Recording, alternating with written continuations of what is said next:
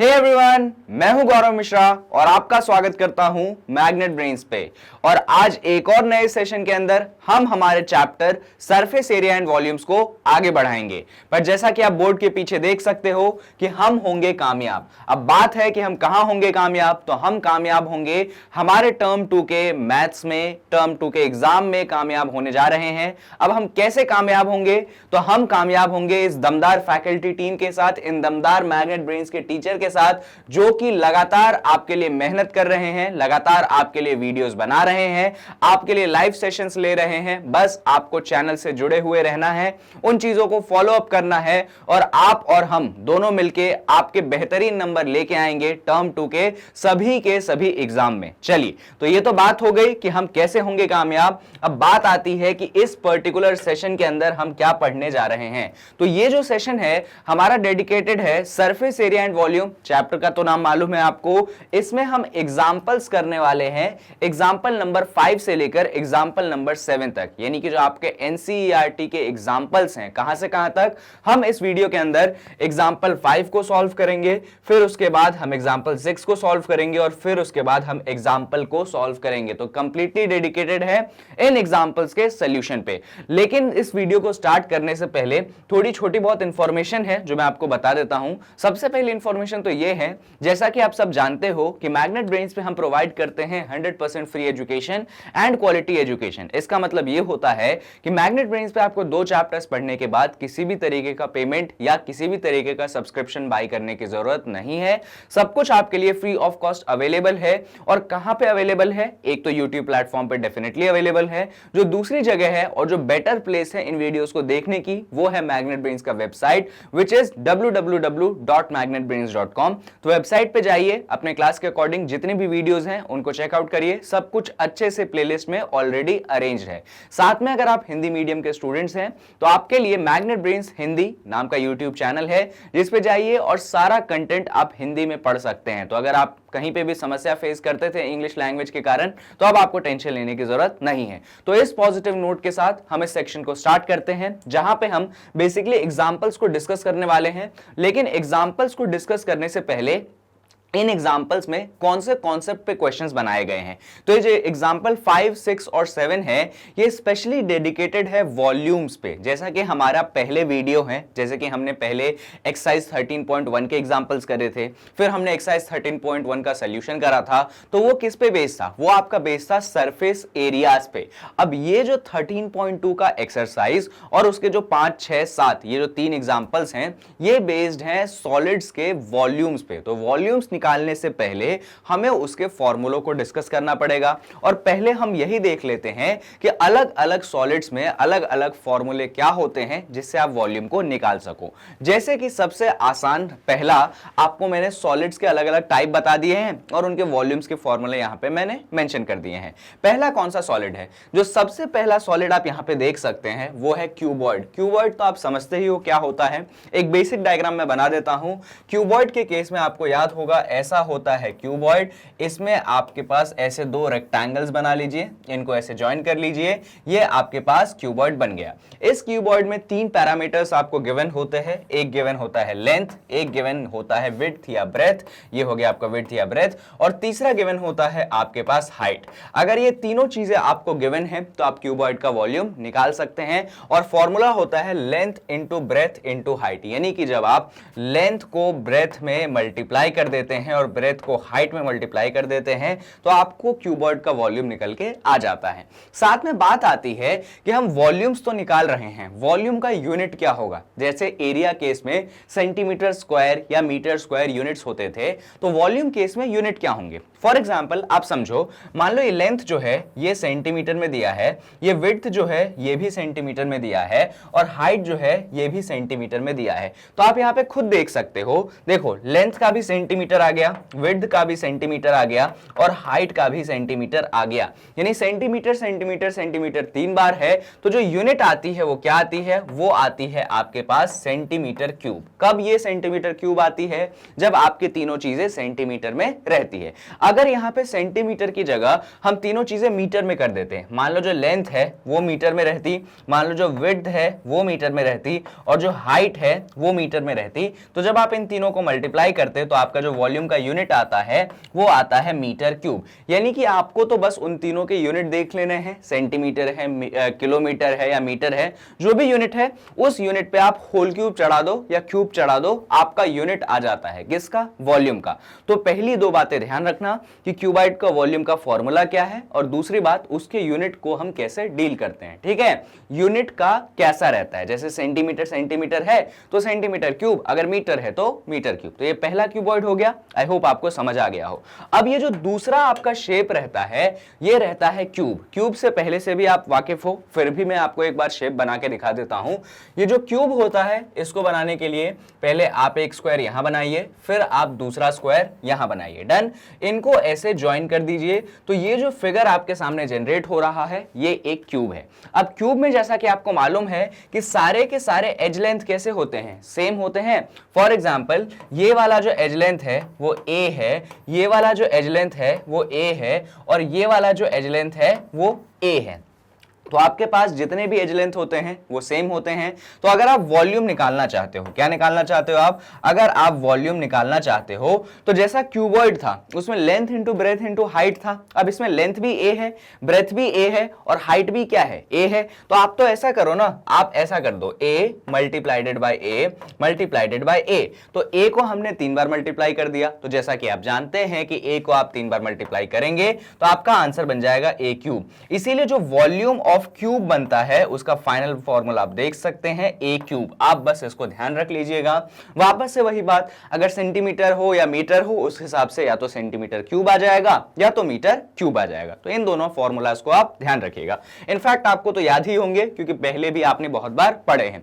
अब हम सिलेंडर के फॉर्मूले की बात कर लेते हैं। जैसा कि आप जानते हो कि सिलेंडर एक ऑर्डिनरी शेप है। कैसा दिखता है, सिलेंडर के केस में एक आपका बेस ऊपर, टॉप ऊपर रहता है और बेस ऐसे डाउनवर्ड्स रहता है ना। अब यहां पे जो है मान लो रेडियस r है, तो ऊपर भी रेडियस क्या रहता था, ऊपर भी रेडियस आपके पास r रहता था। मान लीजिए सिलेंडर का जो हाइट है वो क्या है, वो आपके पास h है। तो ये दो चीजें हमेशा आपको गिवन रहती है, height of cylinder and radius of base of cylinder. Base और टॉप का क्या होता है सिलेंडर में, सेम होता है। तो ऐसे केस में जो आपका वॉल्यूम निकलता है वो बहुत ही सिंपल निकलता है, और वो ऐसे निकलता है pi multiplied by r square multiplied by h। अब ये जो पाई है इसकी वैल्यू या तो 22/7 या तो 3.14, जैसा आपको क्वेश्चन में गिवन हो वो पुट कर देना। r आपका रेडियस है उसको पुट कर देना।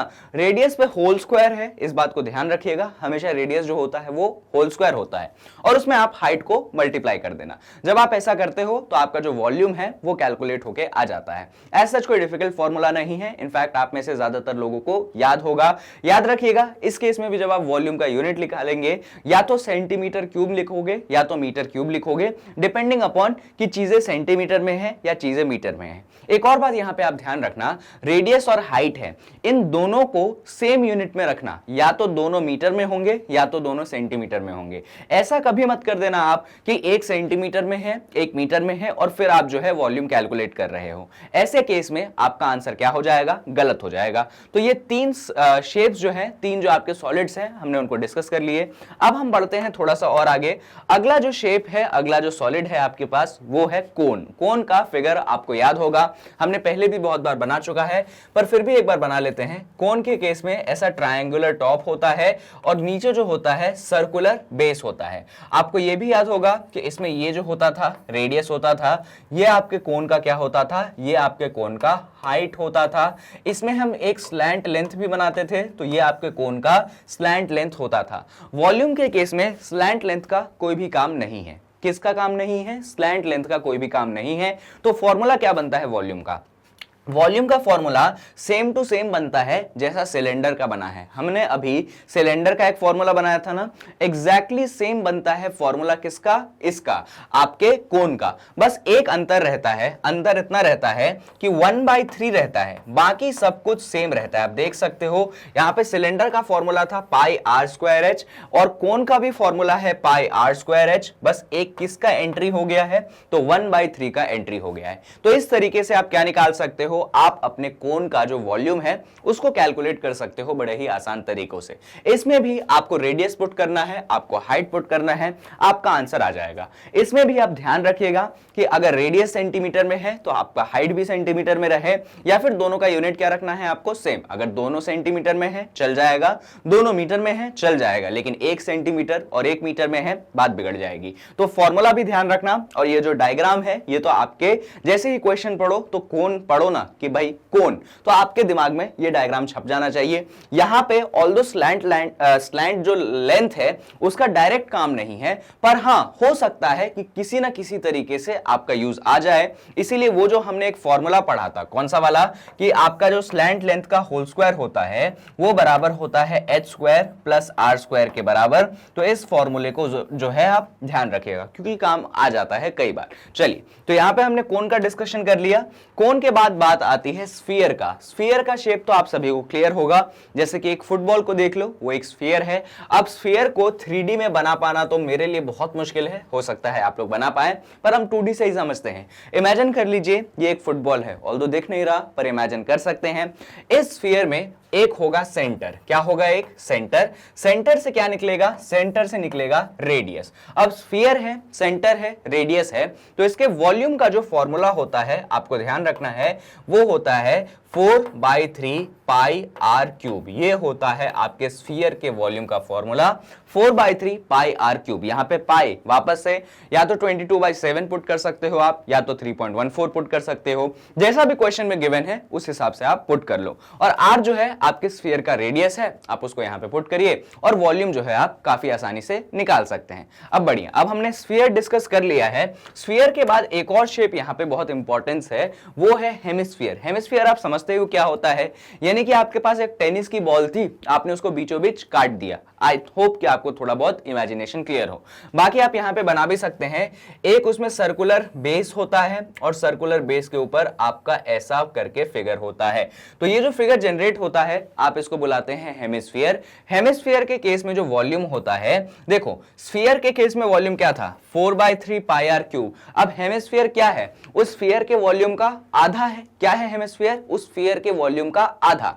यानी कि आप लिख सकते हैं, क्या लिख सकते हैं कि वॉल्यूम ऑफ हेमिस्फीयर, क्या लिखेंगे ध्यान से देखिएगा, वॉल्यूम ऑफ हेमिस्फीयर जो होगा आधा होगा। किसके वॉल्यूम का आधा होगा, तो आपके स्फीयर के वॉल्यूम का आधा होगा, half of volume of sphere. ये चीज आप ऐसे भी याद रख सकते हो, जरूरी नहीं है कि फॉर्मूला आपको हर बार रटना ही है। जो आपके हेमिस्फीयर का वॉल्यूम होगा वो स्फीयर के वॉल्यूम का क्या होगा, हाफ होगा। तो मान लीजिए कि आपके जो रेडियस है, अब देखो हेमिस्फीयर हो या स्फीयर हो, रेडियस तो रेडियस है, उसमें तो कोई चेंज होगा नहीं। तो जो आपके हेमिस्फीयर का वॉल्यूम है वो कितना आ जाएगा, वो आ जाएगा, ये तो 1/2 बाहर रहेगा। स्फीयर का वॉल्यूम का फॉर्मूला मैंने आपको यहां पे पढ़ाया था, क्या पढ़ाया था, वो पढ़ाया था मैंने आपको 4/3 पाई आर क्यूब। कोई प्रॉब्लम नहीं है। अब इसको थोड़ा सा सॉल्व करते हैं, 2 1 जा 1, 2 2 जा 4, यानी कि फाइनल आंसर कितना आ चुका है, फाइनल आंसर आ चुका है आपके पास 2/3 पाई आर क्यूब। और यही जो फॉर्मूला है आपके हेमिस्फीयर के वॉल्यूम का फॉर्मूला बन जाता है। आप देख सकते हैं 2/3 पाई आर क्यूब। आप तो बस इतना याद रख लेना कि हेमिस्फीयर का जो वॉल्यूम होता है आपके स्फीयर के वॉल्यूम का हाफ होता है। अगर आपको स्फीयर के वॉल्यूम का फॉर्मूला याद है तो हेमिस्फीयर के वॉल्यूम का फॉर्मूला तो फटाफट निकल आता है। तो इस तरीके से जो हमारा वॉल्यूम्स का इंट्रोडक्शन था कि अलग अलग सॉलिड शेप्स में अलग अलग क्या वॉल्यूम के फॉर्मूले बन सकते हैं, वो हमने यहां पे पढ़ लिए। तो आप क्या करो, इस टेबल का जो है एक बढ़िया सा स्क्रीनशॉट ले लो, और मैं तो कहूंगा स्क्रीनशॉट लेने से बेटर है आप इस टेबल को अभी वीडियो पॉज करके बना ही लो, आप ही फायदे में रहोगे। आप में से ज्यादातर लोगों को तो वॉल्यूम के फॉर्मूले याद रहते हैं, पर फिर भी अगर आपको नहीं याद रहते हैं या कभी कभार भूल जाते हो तो उसका सोल्यूशन ये है कि आप इसका स्क्रीनशॉट बढ़िया तरीके से ले लीजिए। आपका जो प्रॉब्लम है वॉल्यूम के फॉर्मूलेज याद रखने का, वो टेंशन खत्म हो जाएगी, क्योंकि हम इतना प्रैक्टिस करने वाले हैं कि ये फॉर्मूला इतनी बार यूज होंगे ना कि आपको अलग से स्पेशली याद करने की जरूरत नहीं पड़ेगी। तो ये हमारा बेसिक इंट्रोडक्शन था अलग अलग फॉर्मूला के वॉल्यूम्स पे। अब हम बढ़ सकते हैं, जैसा कि इस वीडियो का हमने टारगेट रखा था कि इसके अंदर हम एग्जाम्पल सॉल्व करने वाले हैं। और कौन से एग्जाम्पल, हम 3 एग्जाम्पल सॉल्व करने वाले हैं, एग्जाम्पल 5, एग्जाम्पल 6 और एग्जाम्पल 7। और हम स्टार्ट करने जा रहे हैं एग्जाम्पल 5 से। तो सबसे पहले हम एग्जाम्पल 5 को पढ़ लेते हैं और फिर देखते हैं कि इसका सोल्यूशन क्या है। पढ़ने से स्टार्ट करते हैं क्वेश्चन को। Shanta runs an industry in a shed which is in the shape of cuboid surmounted by half cylinder. See figure. Question में ऐसा बोला गया है कि शांता जो है एक वुमेन है, एक इंडस्ट्री को रन करती है। डन। अब उसका जो इंडस्ट्री है वो शेप किस रूप का है, उसका जो इंडस्ट्री का जो बिल्डिंग है वो किसके शेप में है? तो उसमें क्या है, नीचे एक क्यूबॉइड है और ऊपर एक सिलेंडर है। नीचे क्या है, क्यूबॉइड, और ऊपर क्या है, सिलेंडर। आगे बढ़ते हैं। If the base of the shed is of dimension 7 meter into 15 meter and the height of the cuboidal portion is 8 meter. Question में ऐसा बोला गया है कि ये जो बेस है, आप देख सकते हो क्या है इस बेस में, ये वाला जो लेंथ है वो कितना है, लेंथ तो नहीं, ये जो विड्थ है आपको 7 मीटर दी गई है, और ये वाला जो लेंथ है आपको 15 मीटर दी गई है, और जो हाइट दिया गया है आपको किसका, क्यूब वाले पोर्शन का, वो आपको 8 मीटर यहां पे दे दिया गया है। डन। आगे बढ़ते हैं। Find the volume of air that the shed can hold. आपको बताना है कि ये जो इंडस्ट्री है ये कितना वॉल्यूम ऑफ एयर होल्ड कर सकती है। क्या वॉल्यूम ऑफ एयर कितना होल्ड कर सकती है। Further, suppose that the machinery in the shed occupies a total space of 300 meters cube. अब इसके बाद इसमें ये बोला गया है कि ये जो इंडस्ट्री है इसमें बहुत सारी मशीन्स होंगी। मशीन्स जो वॉल्यूम ऑक्यूपाई कर रही है वो ऑक्यूपाई कर रही है 300 meters cube. Done. And there are 20 workers, each of whom occupy about 0.08 meter cube. और 20 वर्कर्स हैं और हर एक वर्कर कितना वॉल्यूम ऑक्यूपाई करता है, तो हर एक worker 0.08 metre cube volume occupy करता है। Then how much air is in the shed, तो बोला गया है कि शेड में कितना एयर एक्चुअली है। तो ऐसा है आपका क्वेश्चन।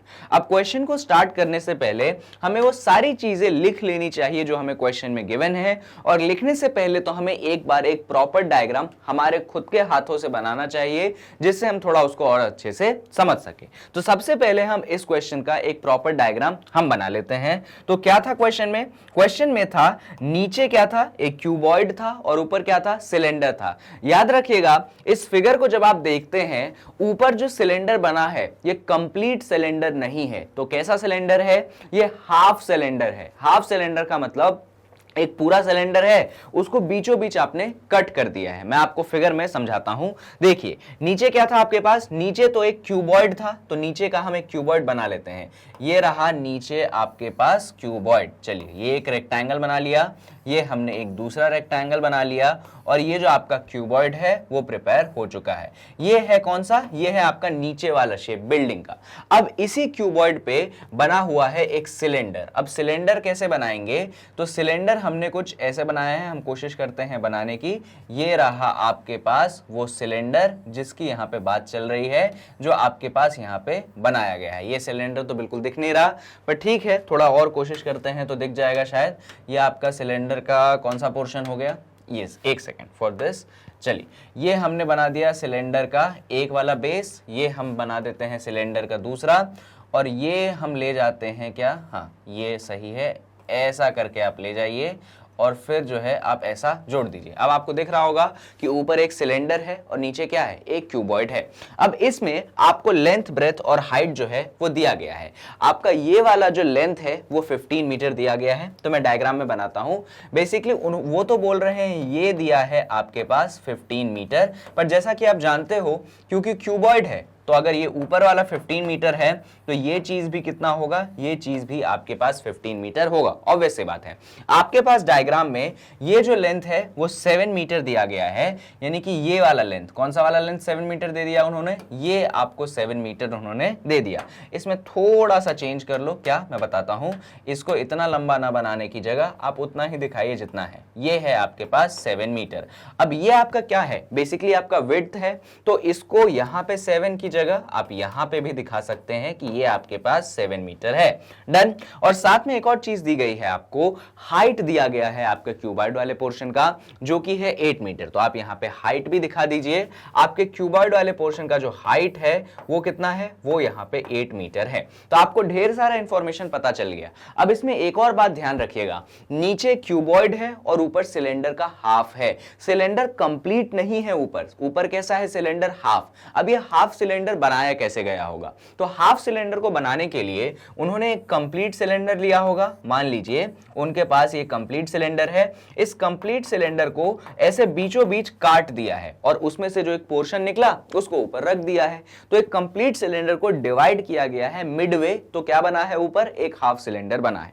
तो अब इसमें क्या क्या इंफॉर्मेशन आपके पास है वो हम यहां पे मेंशन कर लेते हैं। देखिए सबसे पहली इंफॉर्मेशन जो है आपके पास, सॉल्यूशन लिखते हैं हम, आपको लेंथ ब्रेथ और हाइट दे दी गई है। किसके लिए, क्यूबॉइड के लिए। क्या दे दिया गया है आपको, क्यूबॉइड का लेंथ। तो हम पहले क्यूबॉइड के लिए बात कर लेते हैं। क्यूबॉइड के लिए जो आपको लेंथ दिया गया है, लेंथ को आप स्मॉल एल से दिखाते हैं जैसा कि आप जानते हो। क्यूबॉइड के लिए जो लेंथ दिया गया है वो आप देख सकते हैं कितना दिया गया है, वो दिया गया है आपके पास 15 मीटर। डन। क्यूबॉइड के लिए जो आपको ब्रेथ दिया गया है, ब्रेथ को हम बी से दिखाते हैं, ये आप जानते हो, वो आपको दिया गया है कितना, वो दिया गया है आपको 7 मीटर। ये भी अच्छी बात है। आपको क्यूबॉइड का हाइट भी दिया गया है, इस हाइट को हम स्मॉल h से दिखाएंगे और ये आपको दिया गया है 8 मीटर। आप ये भी ऑब्जर्व कर सकते हो। ऊपर एक सिलेंडर है, क्या है ऊपर, ऊपर आपके पास एक सिलेंडर है। सिलेंडर की भी कुछ चीजें आपको गिवन है, तो उन चीजों को हम मेंशन कर लेते हैं। सिलेंडर का आपको ये वाला लेंथ गिवन है, ये वाला जो लेंथ है बेसिकली क्या है, आपके सिलेंडर का हाइट है। खुद सोच के देखो, ये 15 मीटर है, तो आप इधर अगर डायग्राम में दिखाओ तो आपके पास ये 15 मीटर हो जाएगा। आई होप आपको क्लियर है। जितना ये लेंथ है वो आपके सिलेंडर का क्या है, हाइट है। यानी कि आपके पास हाइट ऑफ सिलेंडर गिवन है, तो आप लिख सकते हैं सिलेंडर के केस में जो हाइट आपको गिवन है, इसको तो पहले कैपिटल H से दिखा दो और वो आपको गिवन है वापस से कितना, वो आपको गिवन है 15 मीटर। आई होप आपको ये क्लियर है। साथ में सिलेंडर में आपको ये वाला लेंथ गिवन है। ये वाला लेंथ एक्चुअली कौन होगा, तो मैं डायग्राम में आपको बना के दिखा देता हूं। ये जो 7 मीटर है बेसिकली इस सिलेंडर का आपका क्या है, ये आपके सिलेंडर का डायामीटर फॉर्म हो रहा है। तो इस बात को यहां पे फोकस में ले लो कि ये जो लेंथ है, जो विड्थ है आपके क्यूबॉइड का, एक्चुअली आपके सिलेंडर का क्या है, डायामीटर। आप देख सकते हैं ना, ये इसका सर्कुलर बेस है, सर्कुलर बेस में ये सबसे बड़ी लाइन है, तो डायामीटर हो गया। यानी कि आपके पास डायामीटर भी है सिलेंडर का। तो आप लिख लीजिए कि आपके सिलेंडर का जो डायामीटर है वो कितना गिवन है, वो आपके पास गिवन है 7 मीटर। अच्छा, अब डायामीटर गिवन है तो हम सिलेंडर का रेडियस भी निकाल सकते हैं। तो आप लिख सकते हैं कि आपके सिलेंडर का क्या गिवन है, आपके सिलेंडर का रेडियस भी गिवन है। रेडियस को हम स्मॉल r से दिखाएंगे और स्मॉल r जो गिवन है वो गिवन है आपके पास 7/2 मीटर। यानी कि आप जानते हो कि रेडियस जो होता है डायमीटर का हाफ होता है, इसीलिए हमने 7/2 मीटर कर दिया। तो आपके पास ये सारी इंफॉर्मेशन आ गई। अब आपको निकालना क्या है, तो आपको पहली चीज तो ये निकालनी है कि ये जो आपके पास बिल्डिंग है इतनी बड़ी, इसका वॉल्यूम कितना है। सबसे पहली चीज तो ये निकालनी है। तो आपको अब इस बिल्डिंग का वॉल्यूम निकालेंगे कैसे, तो खुद ध्यान से सोचिए, यहां पे ही आप फोकस कर लो इसी डायग्राम में। अगर इस बिल्डिंग में देखोगे तो नीचे कौन है, नीचे आपके पास कौन था, नीचे था आपके पास क्यूबॉइड और ऊपर कौन था, ऊपर था आपके पास सेमी सिलेंडर। याद रखो ये आपके पास कंप्लीट सिलेंडर नहीं है। कौन है ये आपके पास सेमी सिलेंडर है। तो अगर आपको टोटल वॉल्यूम लिखनी होगी तो टोटल वॉल्यूम में किस किस का वॉल्यूम आएगा, तो टोटल वॉल्यूम में आएगा volume of cuboid plus volume of semi cylinder. तो आप यही करेंगे, आपको टोटल वॉल्यूम निकालना था। तो चलिए उसके लिए फॉर्मूला लिखते हैं।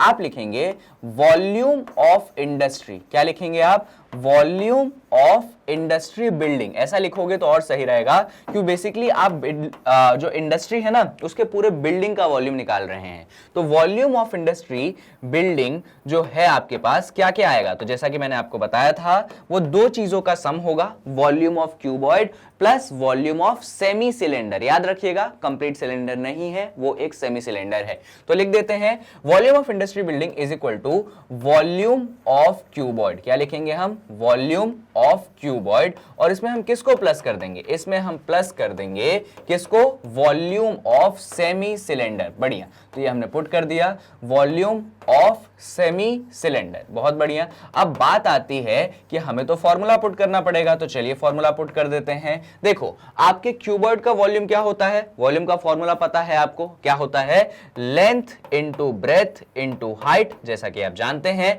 और सेमी सिलेंडर है, याद रखो ये सिलेंडर नहीं है। जैसा कि याद है आपको एक हेमिस्फीयर था और स्फीयर था, जो स्फीयर का वॉल्यूम था उसका हाफ था ना हेमिस्फीयर का वॉल्यूम। तो मान लो ये आपके पास कौन सा सिलेंडर है, सेमी सिलेंडर है। तो सिलेंडर के वॉल्यूम का फॉर्मूला क्या होता है? सिलेंडर के वॉल्यूम का फॉर्मूला होगा पाई आर स्क्वायर एच। क्या होगा आपके सिलेंडर का वॉल्यूम का formula? Pi r square capital H. Capital H मैंने इसलिए लिया है क्योंकि हाइट ऑफ सिलेंडर मैंने क्या लिया था, देखिए कैपिटल एच लिया था और रेडियस को मैंने स्मॉल आर लिया था, इसीलिए मैंने यहां पे कैपिटल एच लिया है फॉर्मूले में। अभी ये गलत है, अभी सही नहीं है। ये आपके सिलेंडर का वॉल्यूम है। ये जो मैंने पाई आर स्क्वायर एच लिखा, ये कौन है? आपके सिलेंडर का वॉल्यूम। पर आपके पास क्या है? आपके पास सेमी सिलेंडर है। सेमी सिलेंडर का वॉल्यूम क्या होगा? सिलेंडर के वॉल्यूम का हाफ। यानी कि आप इसके सामने क्या कर दीजिए, आप इसके सामने 1/2 को लगा दीजिए। ये चीज आप करेंगे तभी आपका आंसर सही निकलेगा। अब आपको क्या करना है? अब आपको लेंथ, ब्रेथ, हाइट और आर और एच इन सब की वैल्यूज को यहां पे पुट कर देना है। यहां पे पाई भी है तो देख लो पाई की वैल्यू कितनी लेने को बोली है, तो आप देख सकते हैं कि पाई की वैल्यू हमें लेनी है 22/7। चलिए तो हम आगे बढ़ते हैं। और लेंथ, ब्रेथ, हाइट इनकी वैल्यूज हम पहले ही निकाल चुके हैं, यहां पे देख सकते हो। लेंथ है आपके पास 15, ब्रेथ है 7 और हाइट है 8। ऐसा लिख लो। लेंथ कितना है आपके पास, ऐसा रफ में लिख लिया करो जिससे पुट करने में आसान रहे। लेंथ है आपके पास 15 मीटर, ब्रेथ है आपके पास, एक बार देख लेते हैं कितना है ब्रेथ, 7 मीटर। ब्रेथ है आपके पास 7 मीटर और हाइट है स्मॉल h है आपके पास 8 मीटर। अगर रेडियस की बात करूं मैं तो रेडियस है आपके पास 7/2 मीटर। और अगर मैं हाइट ऑफ सिलेंडर की बात कर लूं तो वो है आपके पास, देख लो यहां पे बनाया है मैंने, हाइट ऑफ सिलेंडर है आपके पास 15 मीटर। तो ये सारा इंफॉर्मेशन आपके पास गिवन है। तो चलिए एक एक करके इन सारी चीजों को इस फॉर्मूले में हम पुट कर देते हैं। तो यहां पे ध्यान दीजिए, अब मैं इसको थोड़ा सा यहां से लिख रहा हूं जिससे जगह थोड़ी ज्यादा बने और हमारा क्वेश्चन सॉल्व हो। याद रखिए हम क्या फाइंड कर रहे हैं, हम फाइंड कर रहे हैं वॉल्यूम ऑफ इंडस्ट्री बिल्डिंग। तो लेंथ है तो ये हो गया 15 और विड्थ है या ब्रेथ है, तो ब्रेथ आप देख सकते हैं कितना है आपका ब्रेथ, आपका ब्रेथ है 7, तो आप यहां पे 15 × 7 कर दो। आपका हाइट देख लो, आपका हाइट है 8, तो यहां पे उसको भी मल्टीप्लाई कर दीजिए। ये आपके पास 1/2 है, कोई टेंशन की बात नहीं। पाई को आपको क्वेश्चन में क्या बोला गया था, 22/7 लेना है, तो आप पाई की जगह पुट कर दीजिए 22/7। यहां पे आपके पास क्या है, रेडियस का होल स्क्वायर। रेडियस कितना है, रेडियस आप देख सकते हो 7/2 है, यानी कि यहां पे आपके पास 7/2 का होल स्क्वायर बन जाएगा। और कैपिटल H आपके पास 15 है, ये हमने ऐसा लिख दिया। अब इसको सॉल्व कर लें, चलिए इसको सॉल्व कर लेते हैं। यहां पे देखिए 15 × 7 × 8 है। अब 15 × 7 × 8 कैसे करोगे, देखो जरा, इसको थोड़ा सा हम मिटा देते हैं जिससे हमारा ही फायदा रहे। कॉमन वगैरह का बाद में टेंशन लेंगे, अभी तो कॉमन लेने का टेंशन है नहीं। तो सबसे पहले आप निकाल लीजिए प्रोडक्ट 15 × 7 × 8। तो पहले हम कर लेते हैं 15 × 7, तो 7 5 होता है 35 का 5, 3 चला गया ऊपर और फिर 7 1 7 + 3 10, तो ये आपके पास बन गया 105। 105 में आप 8 को कर लीजिए मल्टीप्लाई, तो 8 5 होता है 40 का 0, ये 4 ऊपर जा चुका है, ये 4 नीचे आ चुका है और 8 1 8, तो आपके पास कितना बन चुका है, यहाँ पे ये बन चुका है 840। यूनिट्स का टेंशन हम बाद में लेंगे, अभी आप मत लिखिए, यहां पे फोकस करो। यहां पे अगर आप देखते हो तो ये बहुत सिंपल सी चीज है, मैं आपको करके दिखाता हूं। ये 1/2 से देखो 2 1 2 और इसको 11 से आप कट कर दो, बिल्कुल कट कर सकते हैं, कोई टेंशन की बात नहीं। क्या क्या चीजें बची, तो यहां पे आपके पास 11/7 बचा, यहां पे आपके पास 7/2 का होल स्क्वायर है। अब ये जो 7/2 का होल स्क्वायर है ये एक्चुअली क्या बनेगा, ये बनेगा ऊपर देखो 7 स्क्वायर बनेगा, नीचे 2 स्क्वायर बनेगा। 7 स्क्वायर कितना होता है, 7 स्क्वायर आपके पास 49 होता है, 2 स्क्वायर आपके पास 4 होता है, यानी कि ये क्या बन गया, ये जो 7/2 का होल स्क्वायर है हम इसको लिख सकते हैं 49/4, कोई प्रॉब्लम ही नहीं है। ये आपके पास 15 का प्रोडक्ट है। यहां पे आप एक बार और देख सकते हो कि 7 1 7 होता है, 7 7 49 होता है। तो क्या चीजें बची, तो देख लीजिए आपके पास यहां पे 840 बचा है। 840 के साथ में देखो इधर 11 बचा है, इधर ऊपर 7 बचा है, इधर मल्टीप्लाई में 15 है और डिनोमिनेटर में आपके पास 4 है। अब हमें यहां पे थोड़ा सा मल्टीप्लिकेशन और करना पड़ेगा। चलिए फटाफट इसको हम मल्टीप्लाई करते हैं और देखते हैं कि फाइनल आंसर क्या आता है। तो क्या सारी चीजें हैं अब देख लो जरा, आपके पास न्यूमरेटर में क्या है, आपके पास न्यूमरेटर में है 11 × 7 × 15। तो पहले मैं क्या कर लेता हूं, 11 को 7 में मल्टीप्लाई कर लेता हूं, तो आप जानते हो कि आंसर आएगा 77।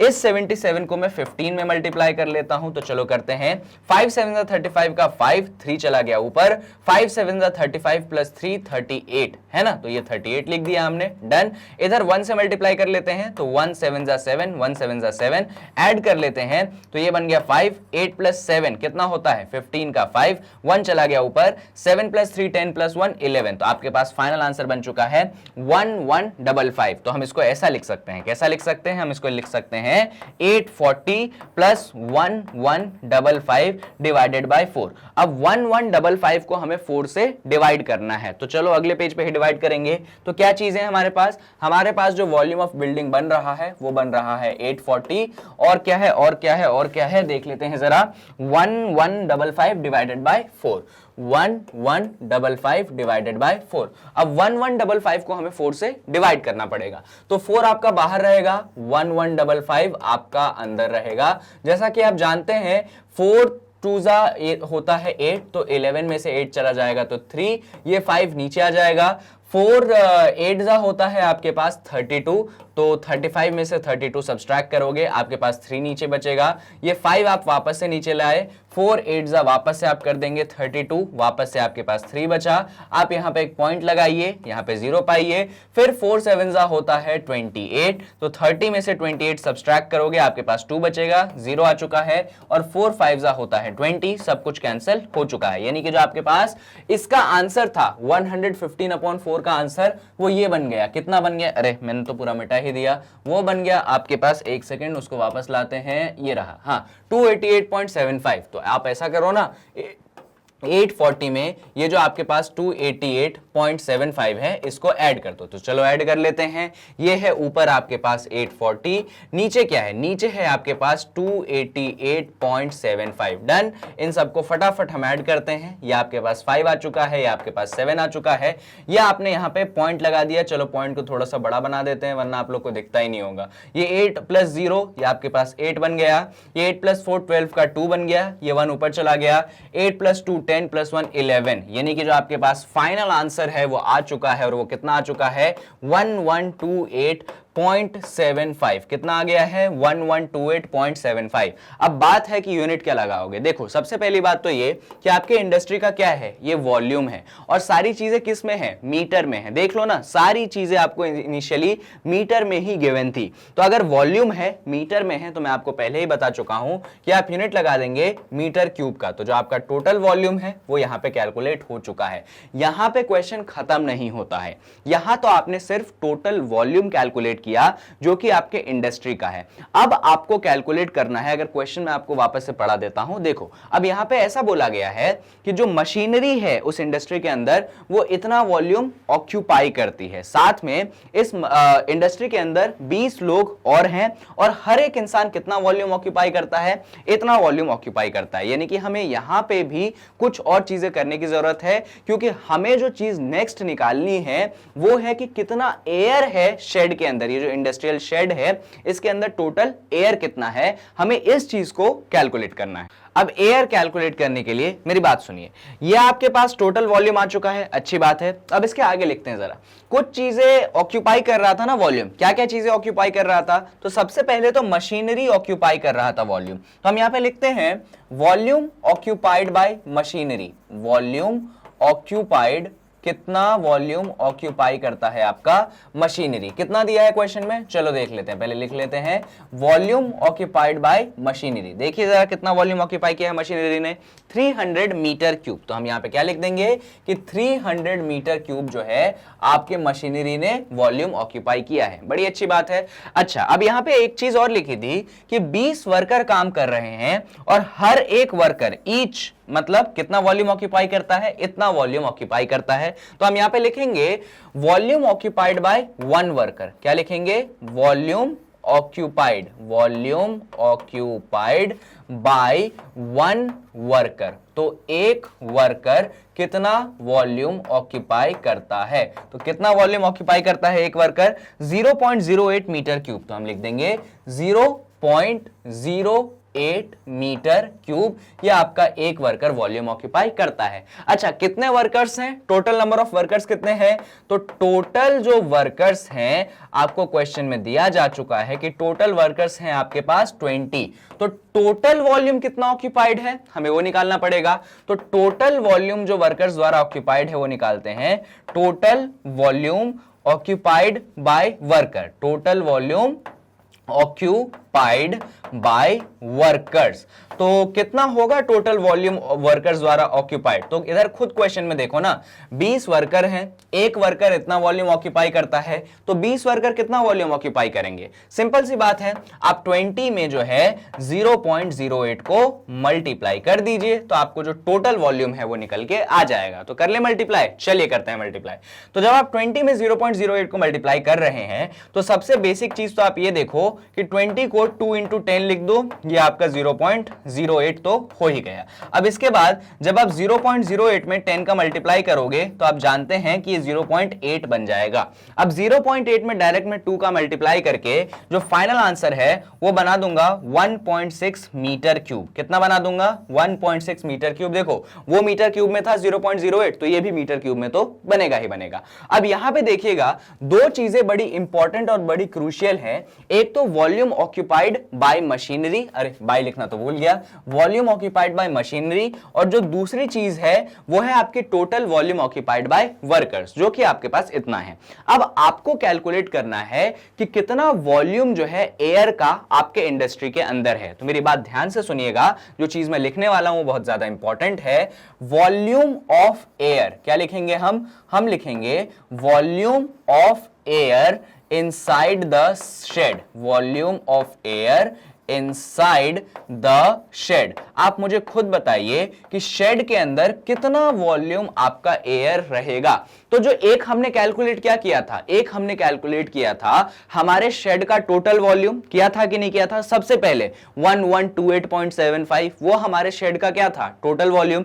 इस टोटल वॉल्यूम में कितना मशीनरी ऑक्यूपाई कर रही है? 300 मीटर। कितना लोग ऑक्यूपाई कर रहे हैं, वर्कर्स ऑक्यूपाई कर रहे हैं? 1.6 मीटर। तो कितना वॉल्यूम बचेगा, वही वॉल्यूम कौन ऑक्यूपाई करेगा? आपका एयर ऑक्यूपाई करेगा। यानी कि जो वॉल्यूम ऑक्यूपाइड या फिर volume of air inside the shed है उसको हम ऐसे लिख देंगे, कैसे लिख देंगे?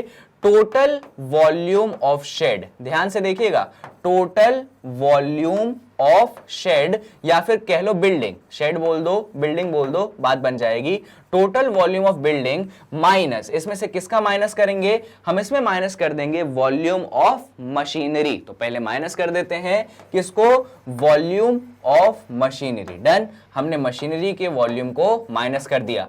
और इसके साथ में किसका वॉल्यूम माइनस करेंगे? इसके साथ में हम माइनस करेंगे वॉल्यूम ऑक्यूपाइड बाय वर्कर्स। तो चलिए उसको भी माइनस कर देते हैं, minus volume occupied by workers, minus volume occupied किसके द्वारा ऑक्यूपाइड? वर्कर्स द्वारा, वॉल्यूम ऑक्यूपाइड बाय वर्कर्स। अब कर दे माइनस, चलिए कर देते हैं। तो टोटल वॉल्यूम कितना था आपका बिल्डिंग का? हमने कैलकुलेट किया था, दिखा देता हूं मैं आपको। जो आपके बिल्डिंग का वॉल्यूम आपने कैलकुलेट किया था वो ये रहा 1128.75। तो चलिए यहां पे लिख देते हैं, क्या लिखेंगे हम लिखेंगे जो आपका volume inside the volume of air inside the shed है, टोटल वॉल्यूम है आपके पास 1128.75। डन, बहुत बढ़िया। अच्छा, मशीनरी कितनी वॉल्यूम ऑक्यूपाई कर रही है? अभी लास्ट पेज पे हमने लिखा था, वो ऑक्यूपाई कर रही है, देख लीजिए 300 मीटर क्यूब। तो इसमें से माइनस कर दो आप 300, बहुत बढ़िया।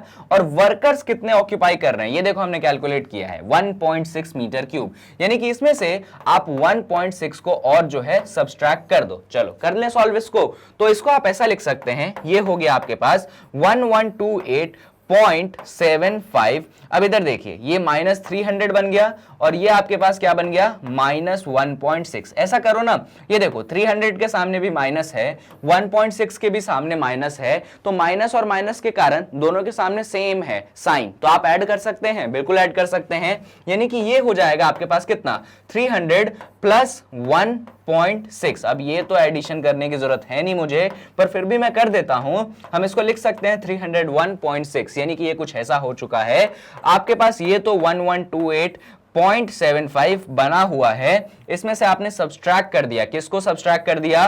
301 0.6 को सब्सट्रैक्ट कर दिया। चलिए अब सब्सट्रैक्ट कर लें, चलो यहां पे सब्सट्रैक्ट कर लेते हैं, इसको हटा दो, इसकी जरूरत नहीं थी, फिर भी हमने कर दिया है। सब्सट्रैक्शन किसका करना है, अब ध्यान दीजिएगा, सब्सट्रैक्शन आपको करना है 1128.75 में से किसका, 301.6 का, तो ये रहा आपके पास 301.6। अच्छा 6 के पीछे 0 तो लगा ही सकते हैं।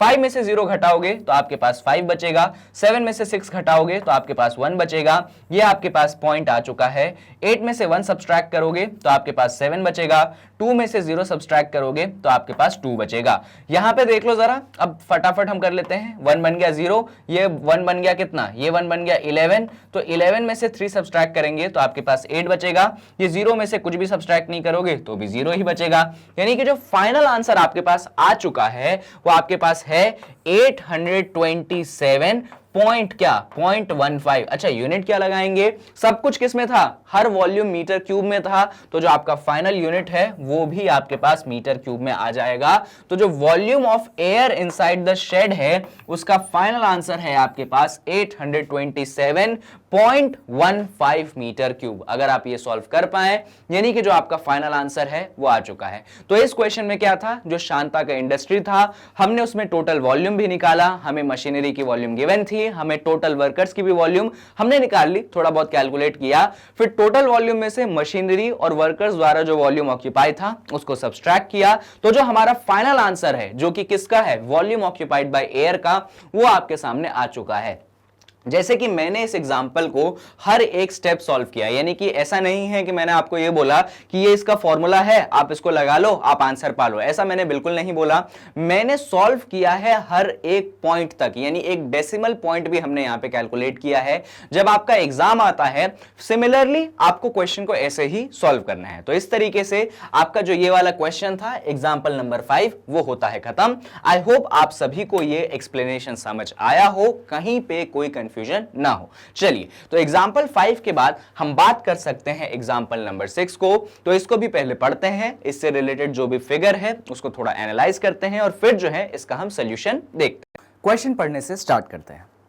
A juice seller was serving his customers using glasses as shown in the figure. एक जूस बेचने वाला पर्सन था, वो कस्टमर्स को जूस बेचता था और जो ग्लास यूज करता था वो ग्लास कुछ ऐसा दिखता था। समझ आ रहा है आपको, ये उसके ग्लास का शेप है। चलिए आगे बढ़ते हैं।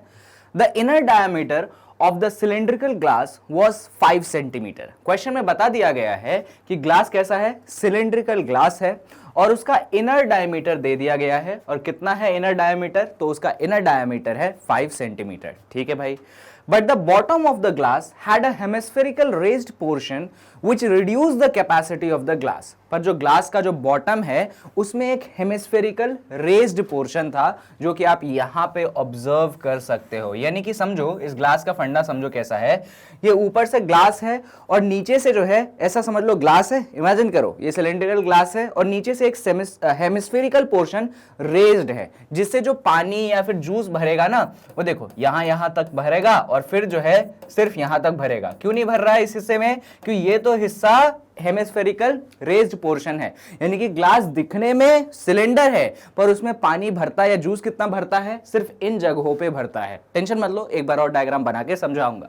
इधर देखिए, if the height of the glass was 10 centimetre, देखिए डायमीटर आपको ऑलरेडी कितना दे जा चुका है, डायमीटर आपको 5 सेंटीमीटर दिया जा चुका है और ये जो हाइट है इस सिलेंड्रिकल ग्लास की है वो आपको 10 सेंटीमीटर दी जा रही है। डन।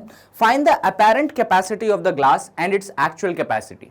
आपको यहां पे दो कैपेसिटीज फाइंड करनी है, कैपेसिटी मतलब वॉल्यूम, एक फाइंड करनी है अपैरेंट कैपेसिटी और दूसरी फाइंड करनी है एक्चुअल कैपेसिटी। ये जो अपैरेंट कैपेसिटी होती है ये एक्चुअली एक तरीके से समझ लो झूठ मूठ का कैपेसिटी, यानी कि झूठ मूठ का वॉल्यूम, यानी कि झूठा वॉल्यूम समझ लो, जो कि दिखने में तो है पर एक्चुअली में नहीं है। और एक्चुअल कैपेसिटी का मतलब एक्चुअल वॉल्यूम। तो अपैरेंट वॉल्यूम या अपैरेंट कैपेसिटी का मतलब वो होता है जो वॉल्यूम सिर्फ आपको लगता है कि इतना होगा पर कायदे से वो उतना नहीं होगा। तो ये कुछ इंफॉर्मेशन आपको क्वेश्चन में गिवन थी। अब हम क्या करते हैं, एक प्रॉपर डायग्राम बनाते हैं इस पूरे सिचुएशन को दिखाते हुए और जो भी चीजें गिवन हैं उनको एक एक करके लिखते हैं और फिर इस क्वेश्चन का सोल्यूशन हम स्टार्ट करेंगे। तो जैसा कि आपका जूस सेलर था वो ग्लास कैसा यूज करता था, दिखने में वो ग्लास तो सिलेंडर शेप का था, तो हम भी क्या करते हैं, एक सिलेंडर शेप का ग्लास बना लेते हैं, थोड़ा सा बड़ा बनाएंगे जिससे चीजें दिख सके। ये हमने बना दिया सिलेंडर का टॉप, ये हमने बना दिया उसके साइड्स, और ये हमने बना दिया सिलेंडर का बॉटम। डन। ये आपको सिलेंडर गिवन है। इस सिलेंडर का आपको डायमीटर वगैरह भी गिवन है ना, डायमीटर आपको गिवन था 5 सेंटीमीटर, ये भी सही है। आपको हाइट भी गिवन है सिलेंडर का, जो कि कितना है, जो कि है आपके पास 10 सेंटीमीटर। चलिए ये भी सही है। अब आपको जैसा कि मैंने बताया था, इसमें हम कलर जो है थोड़ा सा डिफरेंट यूज कर लेते हैं जिससे आपको दिखेगा, या फिर चलो रेड कलर से यूज कर लेते हैं, बाद में शेडिंग अलग कर लेंगे। ये ग्लास में नीचे से क्या उठा है, एक हेमिस्फेरिकल पोर्शन ऐसा उठा हुआ है। क्या उठा हुआ है नीचे से, एक हेमिस्फेरिकल पोर्शन ऐसा उठा हुआ है। अब इधर ध्यान से देखिए, जब ग्लास में जूस भरा जाएगा, जो कस्टमर है उसके आंखों में जो ग्लास है कैसा दिखेगा, उसको लगेगा अरे ग्लास इतना बड़ा है, इसमें यहां तक बॉटम तक जूस आएगा। ऐसा कस्टमर को लगेगा जब वो ग्लास को दूर से देखेगा, अरे ग्लास तो इतना बड़ा है, जूस नीचे तक आ जाएगा। पर एक्चुअली कॉन्सेप्ट क्या है, कॉन्सेप्ट ये है कि पूरे ग्लास में जूस तो भर ही नहीं पा रहा, क्योंकि नीचे से क्या है, एक हेमिस्फेरिकल पोर्शन रेज्ड है, जिसके कारण जो जूस है आपका इस हिस्से के नीचे, मैं आपको शेड करके दिखाता हूं किस हिस्से के नीचे। मान लीजिए हम जूस को कर लेते हैं, ग्रीन जूस कर ले, करेले का जूस पी लेंगे, तो ये जो है इधर तो कहां गया, इधर तो आपका जूस भर जाएगा, किधर, इस हिस्से में तो आपका जूस भर जाएगा, बड़ी अच्छी बात है। चलो इधर जूस आ गया, इधर जूस आ गया, इधर जूस आ गया। अब इसके नीचे इसमें भी जूस चला जाएगा, क्योंकि ये भी जगह है जूस के लिए, तो इसको भी शेड कर दो, इसको भी शेड कर दीजिए, इसको भी शेड कर दीजिए। पर ये जो हिस्सा है ना हेमिस्फेरिकल पोर्शन, ये रेज्ड है, यानी कि ये अंदर से उठा हुआ है। क्या इसमें जूस जा पाएगा, नहीं जा पाएगा। यानी कि कस्टमर को आंखों को लग रहा है कि पूरे ग्लास में जूस चला गया, पर एक्चुअली में जो असली कहानी है उसको अगर आप देखोगे तो सिर्फ इन हिस्सों में जूस जा पाया, हेमिस्फेरिकल वाला पोर्शन जो है उसमें जूस नहीं जा पाया। यानी कि एक तरीके से जो आपका जूस सेलर है वो कस्टमर्स को बेवकूफ बना रहा है। कैसे बेवकूफ बना रहा है, कस्टमर को लग रहा है अरे इतना बड़ा जूस का ग्लास है, इतना सारा जूस उसमें आएगा, पर एक्चुअल में वो जो हेमिस्फेरिकल पोर्शन है वो दिखने में उस जूस को क्या कर देता है, कम कर देता है। तो ऐसी कुछ कहानी है। अब आपको इसमें फाइंड क्या करना है, फाइंड आपको दो चीजें करनी है। एक फाइंड करना है अपेरेंट कैपेसिटी। अपेरेंट कैपेसिटी मतलब जो कस्टमर की आंखों को दिखता है, यानी कि जो सिलेंडर का वॉल्यूम है वो, है ना। अपेरेंट मतलब जो कस्टमर क्या देखेगा, अरे सिलेंड्रिकल ग्लास है, उसका वॉल्यूम निकाल लो, उतना उसका कैपेसिटी हो गया। लेकिन एक्चुअल कैपेसिटी में क्या होगा, एक्चुअल कैपेसिटी के केस में पूरा सिलेंडर तो है ही नहीं, क्योंकि सिलेंडर में नीचे से क्या है, हेमिस्फीयर हटाया है, और जूस किस में भर पा रहे हैं, हम सिर्फ इस हिस्से में भर पा रहे हैं। तो यही दो चीजें हमें यहां पे कैलकुलेट करनी है। अब कैलकुलेट करने से पहले हम क्या करते हैं, जो भी चीजें गिवन है उनको यहां पे मेंशन आउट कर लेते हैं। तो जो सबसे पहली चीज आपको गिवन है वो गिवन है डायामीटर, आपके सिलेंडर का डायामीटर गिवन है। तो चलिए लिख लेते हैं, सॉल्यूशन लिख लो, ये भाई हम सॉल्व कर रहे हैं। पहली चीज क्या गिवन है, पहली चीज आपको गिवन है डायामीटर ऑफ सिलेंडर। तो लिख लेते हैं डायामीटर। किसका डायामीटर है आपके पास, आपके पास डायामीटर है सिलेंडर का। और कितना डायामीटर है आपके पास सिलेंडर का, तो सिलेंडर का डायामीटर है आपके पास 5 सेंटीमीटर। बहुत बढ़िया, डायामीटर ऑफ सिलेंडर क्या है आपके पास, 5 सेंटीमीटर। क्या हम सिलेंडर का रेडियस निकाल सकते हैं, बिल्कुल निकाल सकते हैं। तो हम लिख लेते हैं रेडियस ऑफ सिलेंडर। तो रेडियस ऑफ सिलेंडर कितना हो जाएगा, डायमीटर का हाफ होता है ऐसा आप जानते हैं। तो आपका जो सिलेंडर का रेडियस है, अगर मैं उसको आर बोल दूं, स्मॉल आर बोल दूं, तो रेडियस हो जाएगा आपके पास 5/2 कितना, सेंटीमीटर। अच्छा ये 10 सेंटीमीटर को उस तरफ बना देते हैं, वरना फिर आप कंफ्यूज हो जाएंगे कि ये 10 सेंटीमीटर सर आप दिखा क्या रहे हैं। ये 10 सेंटीमीटर बेसिकली आपका हाइट ऑफ सिलेंडर है। तो चलो इसको हम इस तरफ बना देते हैं, डन, बिल्कुल। अब तो हमने लिख दिया रेडियस ऑफ सिलेंडर है आर, और उसकी वैल्यू कितनी है, 5/2 सेंटीमीटर के बराबर है। ये भी सही है। अच्छा क्या ये जो नीचे हेमिस्फीयर है, आपको हेमिस्फीयर दिखाई दे रहा है, इसका भी कुछ ना कुछ रेडियस तो होगा ना। कितना रेडियस होगा, बिल्कुल उतना ही रेडियस होगा जितना आपके सिलेंडर का रेडियस होगा। इतना तो आप ऑब्जर्व कर सकते हो, जितना रेडियस सिलेंडर का उतना ही रेडियस किसका, आपके हेमिस्फीयर का। तो यहां पे हमें ये पॉइंट लिख देते हैं कि रेडियस, अरे पेन बदल गया, क्या लिख देंगे, हम लिख देंगे रेडियस ऑफ हेमिस्फीयर। क्या लिखेंगे, रेडियस ऑफ हेमिस्फीयर जो है किसके इक्वल है? Radius of hemisphere, radius of hemisphere equal है आपके रेडियस ऑफ सिलेंडर के। किसके? रेडियस ऑफ सिलेंडर के। और सिलेंडर का रेडियस कितना है देख लीजिए जल्दी। सिलेंडर का रेडियस है आपके पास स्मॉल r, और स्मॉल r की जो वैल्यू है वो है आपके पास 5/2 सेंटीमीटर। यानी कि यहां पे आपके पास रेडियस ऑफ हेमिस्फीयर भी आ चुका है। क्या हम हाइट ऑफ सिलेंडर निकाल सकते हैं? बिल्कुल निकाल सकते हैं। तो हम यहां पे लिख लेते हैं कि हाइट ऑफ सिलेंडर कितना है? हाइट ऑफ सिलेंडर, चलिए निकालते हैं हाइट ऑफ सिलेंडर। तो हाइट ऑफ सिलेंडर को हम स्मॉल h से दिखा देते हैं, और जो आपका स्मॉल h है आप देख सकते हो वो कितना है? वो आपके पास 10 सेंटीमीटर है। तो ये जितनी भी इंफॉर्मेशन हमें चाहिए थी हमें वो मिल चुकी है। अब सबसे पहले हमें क्या कैलकुलेट करना है? सबसे पहले हमें कैलकुलेट करना है अपेरेंट कैपेसिटी। अपेरेंट मतलब समझिए इस बात को, अपेरेंट कैपेसिटी कहने का मतलब कि कस्टमर को ग्लास का वॉल्यूम क्या दिख रहा है, क्योंकि कस्टमर की आंखों को वो हेमिस्फेरिकल पोर्शन नहीं दिखेगा। तो हमको सबसे पहले कैलकुलेट करना है कि आपके ग्लास का अपेरेंट कैपेसिटी कितना होगा, यानी कि झूठ मूठ का वॉल्यूम कितना होगा। तो ध्यान से देखिए, हम पहले लिख देते हैं कि हम क्या कैलकुलेट कर रहे हैं। हम कैलकुलेट कर रहे हैं apparent capacity of glass. Apparent capacity, और कैपेसिटी का मतलब क्या होता है? तो कैपेसिटी का मतलब होता है वॉल्यूम। इस बात को ध्यान रखिएगा। चलो ब्रैकेट में लिख देता हूं अपेरेंट कैपेसिटी, ब्रैकेट में हमने लिख दिया वॉल्यूम। किसका वॉल्यूम कैलकुलेट कर रहे हैं हम? तो हमारे ग्लास का वॉल्यूम कैलकुलेट कर रहे हैं। अब बात आती है कि कैलकुलेट करोगे कैसे। तो आपकी नजरों में ग्लास किस शेप का है? तो अगर आप अपनी नजरों में देखेंगे, मैं आपको डायग्राम कंस्ट्रक्ट करके दिखा देता हूं, तो कस्टमर की नजरों में जो ग्लास है वो इस शेप का है। यानी कि कस्टमर की नजर में तो वो हेमिस्फीयर दिख ही नहीं रहा। उसके लिए ग्लास कैसा है? उसके लिए ग्लास का शेप है सिलेंडर। क्या है ग्लास का शेप? उसके लिए ग्लास का शेप है सिलेंडर, और इस सिलेंडर का रेडियस भी है r और हाइट है उसके पास h। यानी कि अपेरेंट कैपेसिटी जो हो जाएगी वो किसके इक्वल हो जाएगी? वॉल्यूम ऑफ सिलेंडर के इक्वल। तो हम लिख देंगे कि हमारा जो अपेरेंट कैपेसिटी ऑफ ग्लास है वो इक्वल हो जाएगा किसके? वॉल्यूम ऑफ सिलेंडर के इक्वल। किसके इक्वल? वॉल्यूम ऑफ सिलेंडर के इक्वल। अब वॉल्यूम ऑफ सिलेंडर क्या होता है? फॉर्मूला हम जानते हैं। क्या होता है फॉर्मूला? होता है वो पाई आर स्क्वायर एच। क्या होता है formula? Pi r square H. क्या हमको पाई की वैल्यू मालूम है? क्वेश्चन में देख लीजिए, पाई की वैल्यू 3.14 बोला गया है। तो पाई की वैल्यू हम पुट कर देंगे 3 पॉइंट, ये पॉइंट को थोड़ा सा बड़ा बना देते हैं, 3.14। रेडियस की वैल्यू कितने पुट करेंगे? तो देख लीजिए हमने रेडियस निकाल लिया है 5/2 सेंटीमीटर। तो पुट कर देते हैं हम, रेडियस की जगह हमने पुट कर दिया 5/2 का होल स्क्वायर। डन। अब हाइट की जगह कितना पुट करेंगे? तो हाइट भी हमने यहां पे निकाल के रख लिया था। हाइट था आपका 10 सेंटीमीटर, तो हम हाइट यहां पे पुट कर देते हैं 10। अब इसको सॉल्व कर ले, फटाफट सॉल्व करते हैं। देखो ये 3.14 को तो 3.14 रहने दो, कोई टेंशन की बात नहीं। ये 5/2 का होल स्क्वायर क्या होगा? तो यहां पे रफ वर्क कर लेते हैं ना। 5/2 का होल स्क्वायर क्या होता है भाई? 5/2 का होल स्क्वायर होता है 5 स्क्वायर अपॉन 2 स्क्वायर। और 5 स्क्वायर कितना होता है? 5 स्क्वायर होता है आपके पास 25, 2 स्क्वायर आपके पास होता है 4। यानी कि ये हो जाएगा आपके पास 25/4, और ये आपके पास 10 तो मल्टीप्लाई में है ही। कुछ चीजें कैंसिल हो सकती हैं क्या? आई डोंट थिंक कि कुछ खास ऐसा कैंसिल हो सकता है, पर हाँ कुछ चीजें दिख रही हैं मुझे। जैसे कि देखो 2 2 जा 4, 2 5 जा 10, एक ये बेसिक चीज में कैंसिल कर सकता था।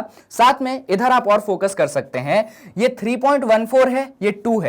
क्या 3.14 को कभी आपने 2 से डिवाइड करने का सोचा? अगर डिवाइड करते हो तो आपके पास आंसर बचता है 1.57। याद रखिएगा, जब आप 3.14 को 2 से डिवाइड करोगे तो कितना बचेगा? 1.57। यानी कि मैं इसको लिख सकता हूं 1.57। देखो अब 2 तो चला गया, इसको काट के कितने में काट के?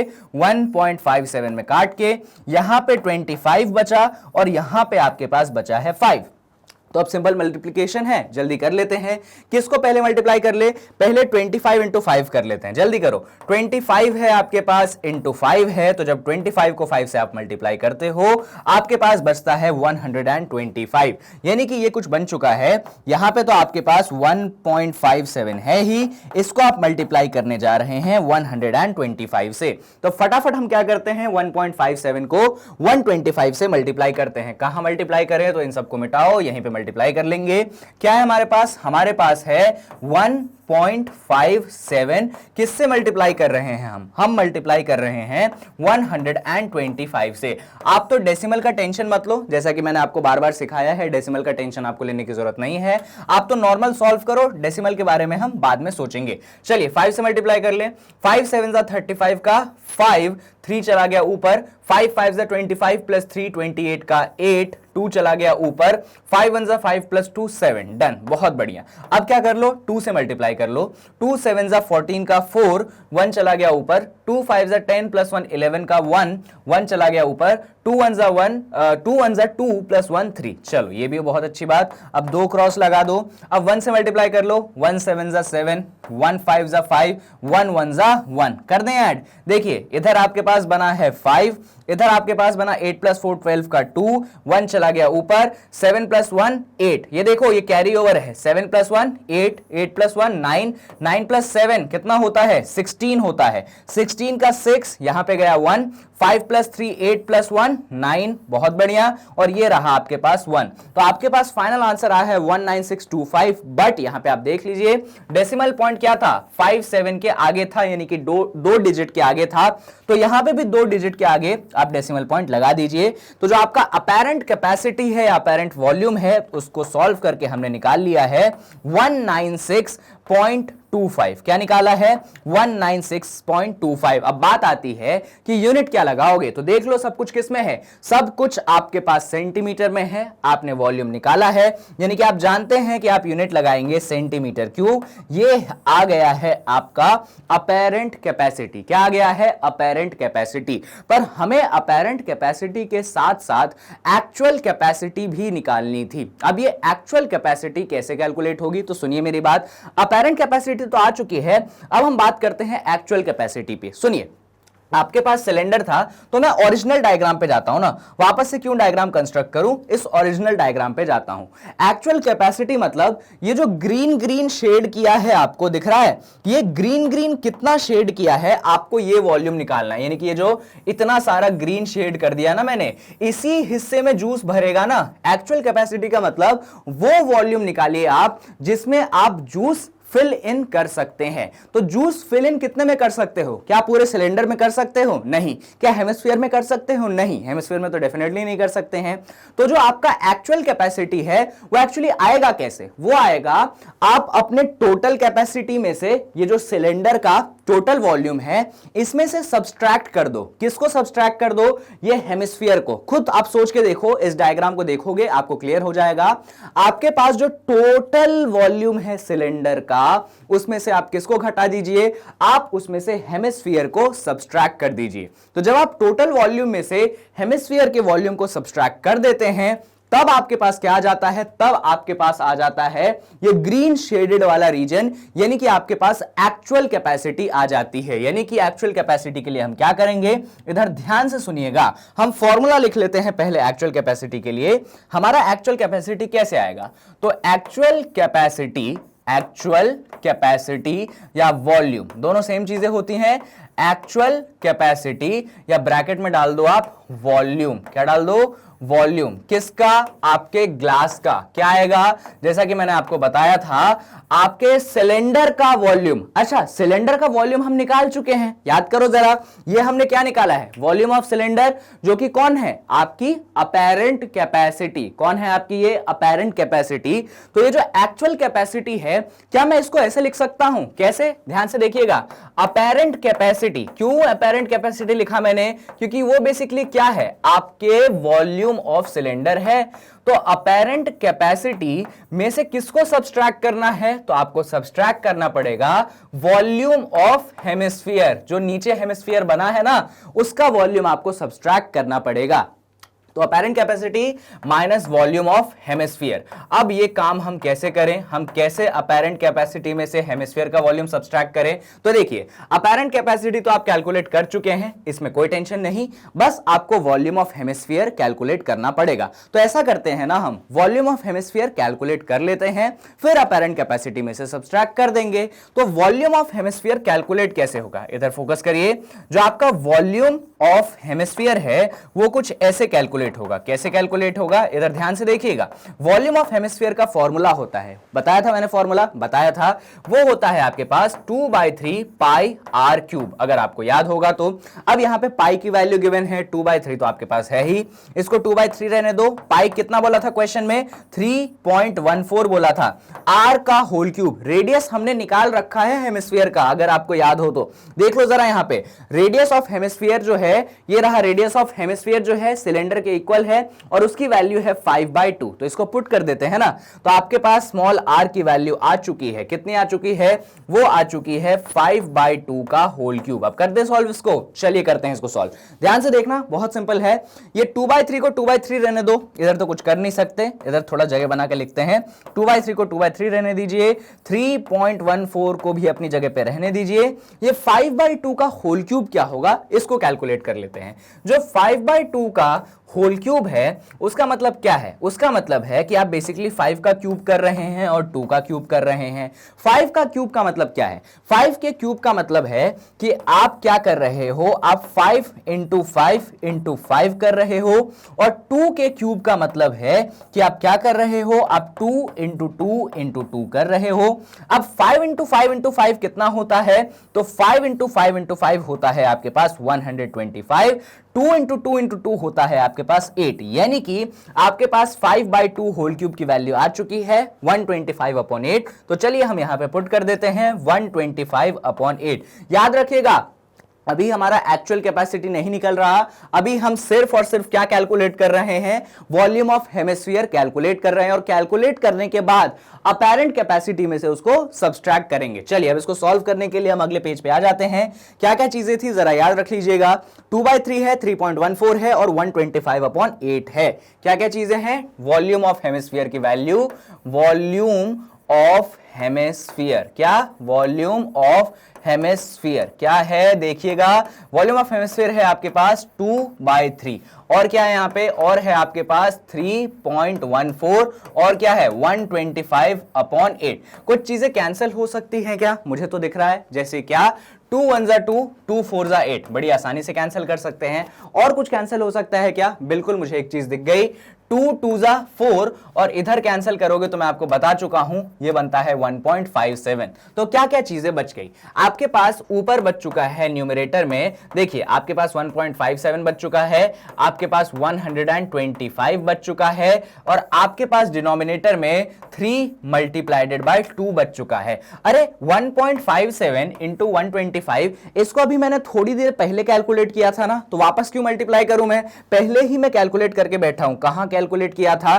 तो ये लो भाई, ये आपके पास 1.57 × 125 का मल्टीप्लीकेशन ऑलरेडी प्रेजेंट है, और कितना है ये 196.25। तो हम डायरेक्ट यूज कर लेते हैं ना, तो हमारे पास ऑलरेडी क्या आ चुका है, इसकी वैल्यू हमने कैलकुलेट कर रखी थी, कितनी, तो देखिएगा इसकी वैल्यू आ चुकी है 196.25, और नीचे क्या है देख लो, नीचे है 3 2 जा 6, यानी कि एक बार चेक कर लो, वेरीफाई कर लो कि हमने सही किया है कि नहीं। 1.57 × 125 यहां पे देख लेते हैं कहां किया है, ये 196.25 सही है, बिल्कुल कहीं कोई प्रॉब्लम नहीं है। तो हम डायरेक्ट इस मल्टीप्लीकेशन को आप एग्जाम में भी यूज कर सकते हैं, ऐसा नहीं कि यहां पे यूज कर रहा हूं, आप एग्जाम में भी बेफिक्र यूज कर लीजिए, आपके कोई मार्क्स डिडक्ट नहीं होंगे।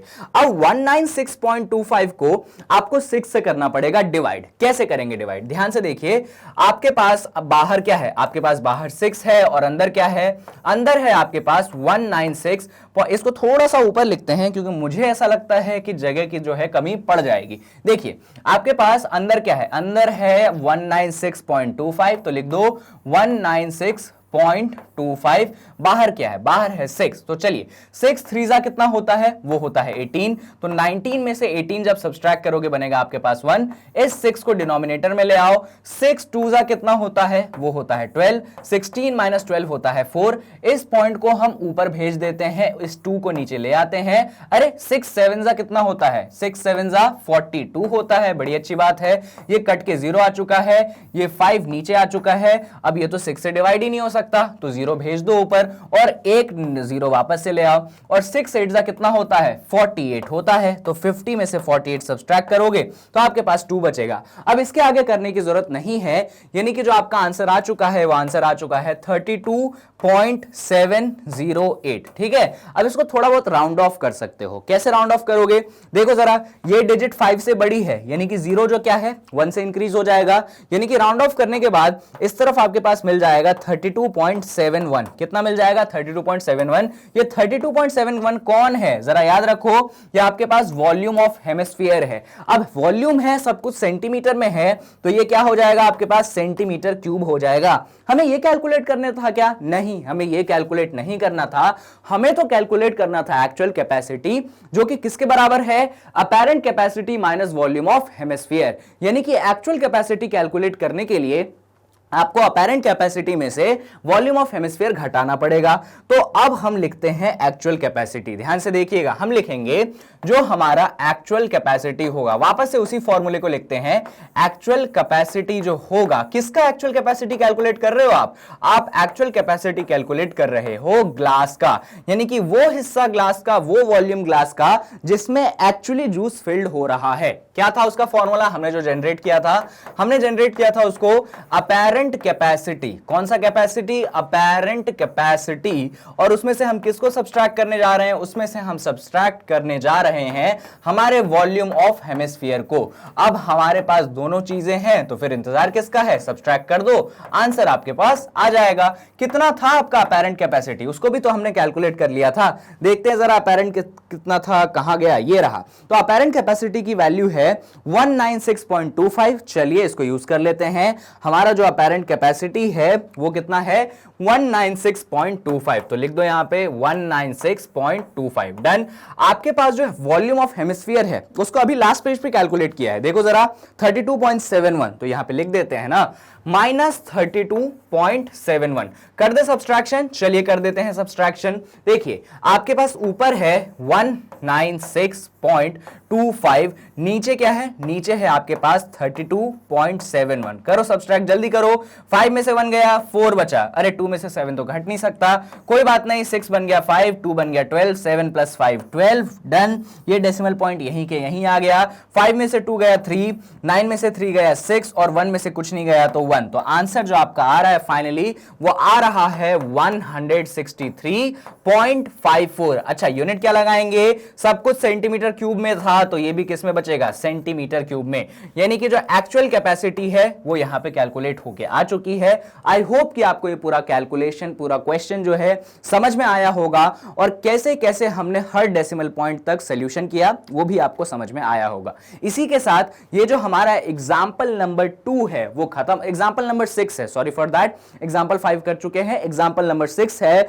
ये एनसीईआरटी के बेस पे एग्जाम्पल है, आपको मालूम है ना, जिस सीक्वेंस में आप एनसीईआरटी पढ़ेंगे उसी सीक्वेंस में मैंने ये एग्जाम्पल्स आपके लिए बनाए हैं। तो ये एग्जाम्पल नंबर 6 का जो सोल्यूशन है पूरी तरीके से क्लियर होना चाहिए, कहीं पे कोई इशू नहीं होना चाहिए। याद रखिएगा इस क्वेश्चन की खास बात थी अपैरेंट वाली और एक्चुअल वाली बात, क्योंकि हेमिस्फेरिकल पोर्शन जो है आपका एक्चुअल बताता है कि उसके कारण कितना वॉल्यूम रिड्यूस हुआ है। तो इन सारी बातों को ध्यान रखिएगा। ये क्वेश्चन आपका इतना ही था। अब हम बढ़ सकते हैं हमारे अगले एग्जाम्पल की तरफ, जो कि है आपका एग्जाम्पल नंबर 7। तो इसको भी हम वापस से अच्छे से पढ़ते हैं और फिर देखते हैं कि इसका सोल्यूशन हम कैसे करेंगे। चलिए क्वेश्चन को पढ़ने से स्टार्ट करते हैं। A solid toy is in the form of hemisphere surmounted by a right circular cone. The height of the cone is 2 cm and the diameter of the base is 4 cm. Basically question में क्या दिया गया है कि नीचे एक hemisphere है। अब इस डायग्राम को मत ऑब्जर्व करो, मैं तो एक नया डायग्राम आपके लिए बना देता हूं, ध्यान से देखिएगा।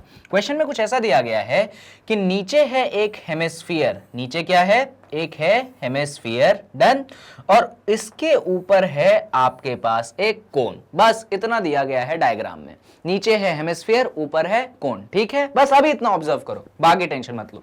आगे, height of the cone is 2 centimetre. आपको कोन का हाइट दे दिया गया है, कोन का हाइट मतलब ये दूरी दे दी गई है, कितनी दे दी गई है, 2 सेंटीमीटर दे दी गई है। Diameter of the base is 4 centimetre. ये जो बेस है ना कोन का, कोन इतना बड़ा, ये बेस मालूम है कितना का डायमीटर है, मैं बता देता हूं कि ये जो डायमीटर आपको दिया गया है, अब शो करना मुश्किल है इसलिए लिख देते हैं, ये आपको गिवन है 4 centimetre. Done. Done. Determine the volume of the toy, आपको इस टॉय का, आपको इस खिलौने का वॉल्यूम डिटरमाइन करना है, ठीक है। अभी क्वेश्चन खत्म नहीं हुआ है, आगे सुनिए। If a right circular cylinder circumscribes the toy, find the difference of the volume of cylinder and the toy। अब सुनिएगा ध्यान से, अब क्या किया गया, इस खिलौने में ये जो डायमीटर वाला हिस्सा है ना, इसको जरा हटाओ, इस हाइट को भी हटाओ, अभी आप ध्यान रखना, बाद में सुनना। इसमें क्या किया गया, इस टॉय को एक सिलेंडर से ऐसे कवर कर दिया गया। क्या कर दिया गया, इस टॉय को एक सिलेंडर से ऐसे कवर कर दिया गया, और उसी चीज को वहां पे वो कॉम्प्लिकेटेड डायग्राम में दिखाने की कोशिश की गई है। तो अब क्या हो गया, अंदर खिलौना है, बाहर सिलेंडर है। तो आपसे पूछा गया है कि डिफरेंस निकालिए। क्या निकालिए, डिफरेंस निकालिए वॉल्यूम के बीच में। किसके वॉल्यूम के बीच में, बाहर वाला जो सिलेंडर है उसके बीच में, और जो अंदर खिलौना है उसके बीच में। अब इस क्वेश्चन के लिए हमें डायग्राम्स भी सेपरेट सेपरेट बनाने पड़ेंगे, और फिर कहीं जाके ये क्वेश्चन सॉल्व होगा। तो चलो सबसे पहले हम बेसिक से स्टार्ट करते हैं, एक और धीरे धीरे क्वेश्चन को सॉल्व करते हैं। सबसे पहले क्या गिवन था, एक नीचे हेमिस्फीयर था, ऊपर एक कौन था, कोन था। तो बना लेते हैं ना, एक हेमिस्फीयर बना लेते हैं, ये रहा आपके पास नीचे हेमिस्फीयर, और ऊपर हम एक कोन बना लेते हैं। बढ़िया। अच्छा, इसमें कुछ चीजें गिवन थी, जैसे कि आपको डायमीटर, ये डायमीटर आपको गिवन था, जो कि हेमिस्फीयर का भी डायमीटर है और आपके कोन का भी डायमीटर है। याद रखिएगा ये सेम है, आपके कोन और हेमिस्फीयर दोनों का डायमीटर क्या है, सेम है, और दोनों का जो डायमीटर गिवन है ये आपको 4 सेंटीमीटर गिवन है। तो यहां पे लिख लीजिए आप कि आपका जो डायमीटर है वो कितना है, वो आपके पास 4 सेंटीमीटर है। साथ में आपको कोन का हाइट भी दिया गया है। हाइट क्या होता है, ये है आपके कोन का हाइट, और ये आपको गिवन है 2 सेंटीमीटर। तो जो जो इंफॉर्मेशन हमने यहां पे निकाली है उसको यहां पे लिख लें। चलिए लिख लेते हैं। सबसे पहले हमारे पास क्या गिवन है, सबसे पहले हमारे पास गिवन है कि, पहले तो लिख दो कि हम सॉल्व कर रहे हैं, इसीलिए सॉल्यूशन। देखिए सबसे पहले क्या गिवन है, सबसे पहले गिवन है डायामीटर है। किसका डायामीटर है, तो डायामीटर है आपके पास कोन का। अच्छा, ये किसके बराबर है, तो ये बराबर है आपके डायामीटर ऑफ हेमिस्फीयर। तो लिख ही लो इस बात को, diameter of cone is equal to diameter of hemisphere. और दोनों की लेंथ कितनी है, दोनों की जो लेंथ है आपके पास वो गिवन है 4 सेंटीमीटर के इक्वल। तो क्या हम दोनों का रेडियस निकाल सकते हैं क्या, कोन और हेमिस्फीयर का, बिल्कुल निकाल सकते हैं। तो हम लिखेंगे रेडियस ऑफ कोन, ध्यान से देखिएगा, रेडियस ऑफ कोन किसके बराबर होगा, रेडियस ऑफ कोन, अरे डायमीटर हेमिस्फीयर के बराबर है तो रेडियस भी हेमिस्फीयर के बराबर होगा।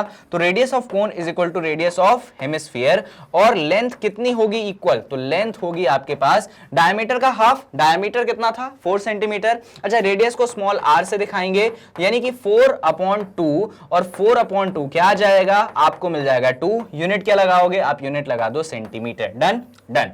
साथ में आपके पास कोन का हाइट भी है, तो वो भी कैलकुलेट कर लेते हैं हम। कैलकुलेट क्या लिख लेते हैं, हाइट ऑफ कोन। क्या लिख लेते हैं, हाइट ऑफ कोन। कितना है आपके पास हाइट ऑफ कोन, तो जो हाइट ऑफ कोन आपके पास है वो ऑलरेडी गिवन है, कितना, h, h बोल दो, वो गिवन है आपके पास 2 सेंटीमीटर। बहुत बढ़िया, सारी चीजें हमने यहां पे लिख ली। अब सबसे पहली चीज हमें क्या कैलकुलेट करनी थी, सबसे पहली चीज हमें कैलकुलेट करनी थी वॉल्यूम ऑफ द टॉय। ये जो आपके पास फिगर बना है ना, यहां पे नीचे हेमिस्फीयर है, ऊपर आपके पास कोन है, ये एक टॉय है, तो आपको सबसे पहले इसकी वॉल्यूम कैलकुलेट करनी थी। ध्यान से सुनिएगा, हम लिखेंगे, क्या लिखेंगे, हम लिखेंगे वॉल्यूम ऑफ टॉय। क्या लिखेंगे, वॉल्यूम ऑफ टॉय किसके बराबर होगा, वॉल्यूम ऑफ टॉय। तो वॉल्यूम ऑफ टॉय बराबर होगा, नीचे हेमिस्फीयर है, ऊपर क्या है, कोन, तो लिख दो ना, volume of toy is equals to volume of hemisphere, volume of hemisphere, और इसमें प्लस कौन हो जाएगा, इसमें आपका प्लस हो जाएगा, कौन प्लस होगा, वॉल्यूम ऑफ कोन, तो प्लस कर दिया, volume of hemisphere plus volume of cone, इन दोनों को हम ऐड करेंगे तो हमें कौन मिल जाएगा, हमें वॉल्यूम ऑफ टॉय मिल जाएगा। अब हेमिस्फीयर का वॉल्यूम का फॉर्मूला हम जानते हैं, क्या होता है, 2/3 पाई आर क्यूब। अरे सर थोड़ी अच्छी राइटिंग लिखो,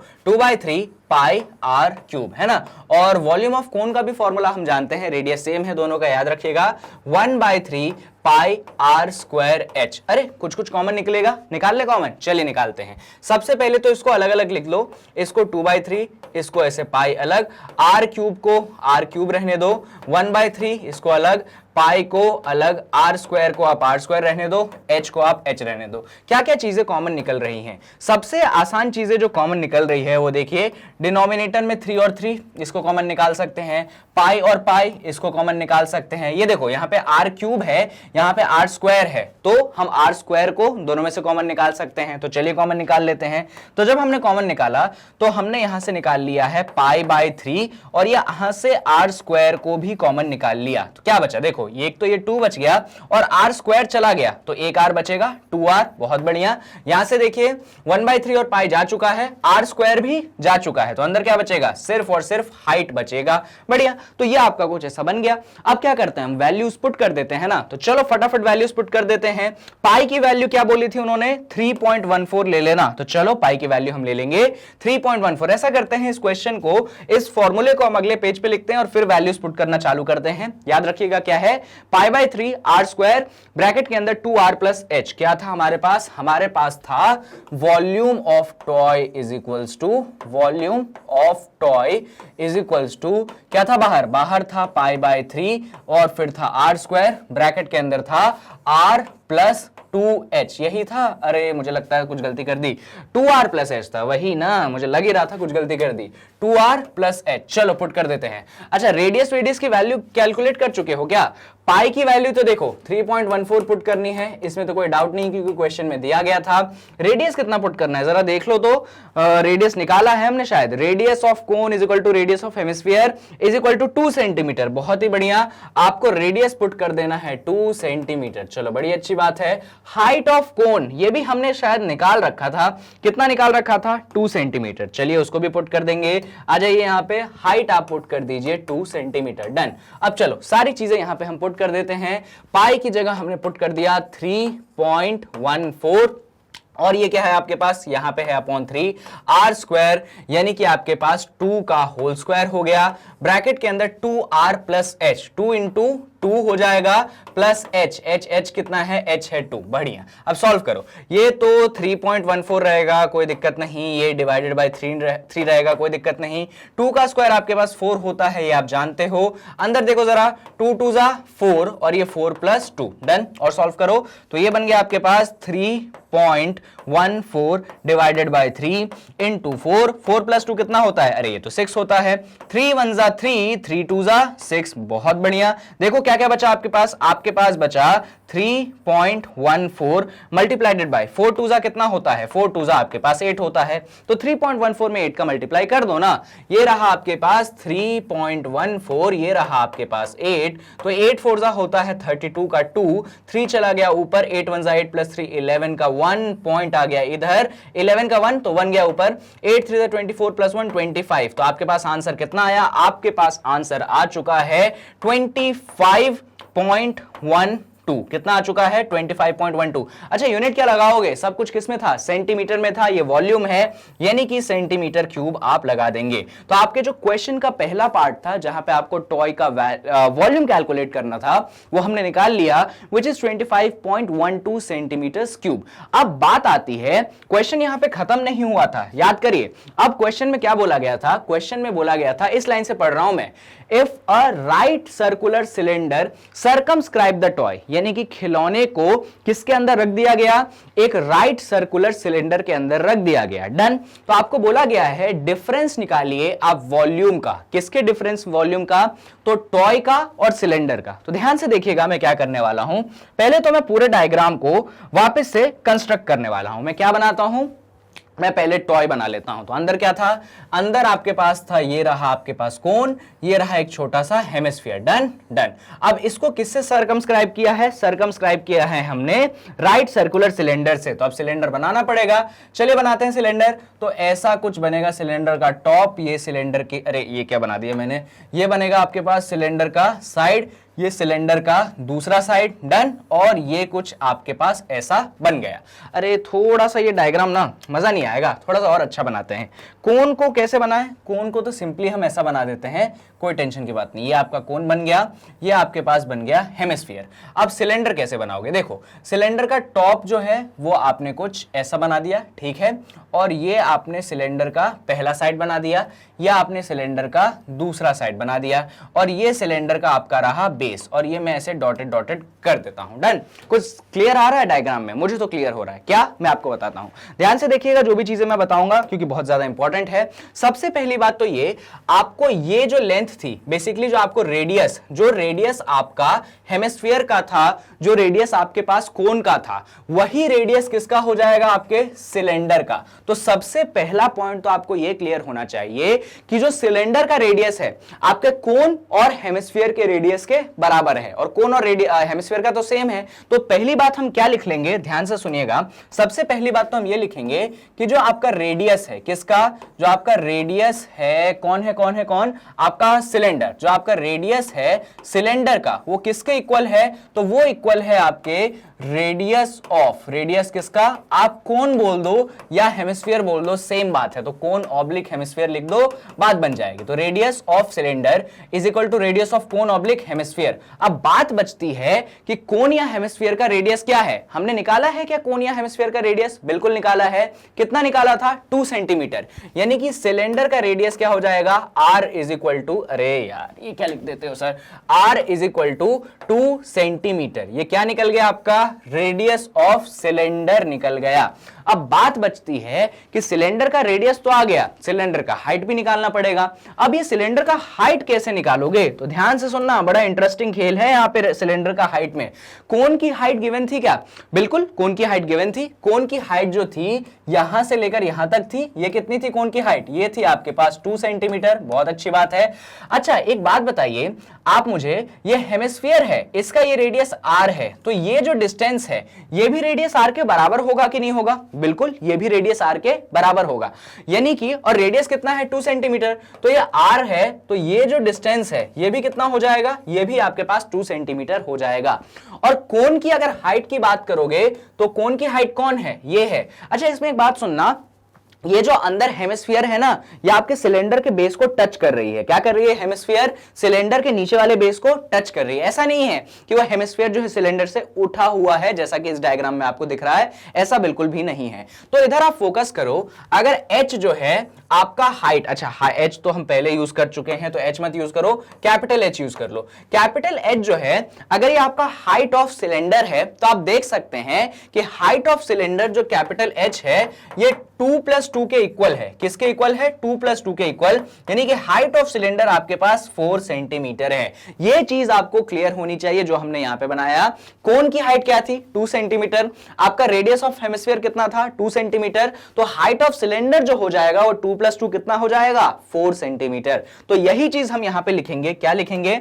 हम लिखेंगे कि हाइट ऑफ सिलेंडर, कौन? हाइट ऑफ सिलेंडर कितना है आपका? हाइट ऑफ सिलेंडर, जो आपका हाइट ऑफ सिलेंडर है वो इक्वल है, पहले तो बोल दो कैपिटल H, और वो इक्वल है 2+2, यानी कि कितना हो गया? ये आपके पास हो गया है capital H is equal to 4 centimetre. तो क्या हम वॉल्यूम ऑफ सिलेंडर निकाल सकते हैं? बिल्कुल निकाल सकते हैं। तो चलिए निकाल लेते हैं। अगले पेज में हम निकालेंगे वॉल्यूम ऑफ सिलेंडर, और वो भी बाहर वाला जो सिलेंडर है वो वॉल्यूम ऑफ सिलेंडर। फॉर्मूला मालूम है क्या सिलेंडर की वॉल्यूम के लिए? मुझे तो मालूम है। फॉर्मूला होता है वॉल्यूम ऑफ सिलेंडर, क्या होता है? पाई r square h। Capital H use कर लो क्योंकि हमने हाइट की जगह कैपिटल H यूज किया है। पाई की वैल्यू जैसा कि आप जानते हैं 3.14 हम पुट कर देंगे। रेडियस की वैल्यू भी आप जानते हैं, अभी निकाला है हमने 2 का होल स्क्वायर। हाइट भी आप जानते हैं, अभी निकाला है हमने 4। तो जल्दी से इसको सॉल्व कर लेते हैं। तो ये आपके पास 3.14 बन गया।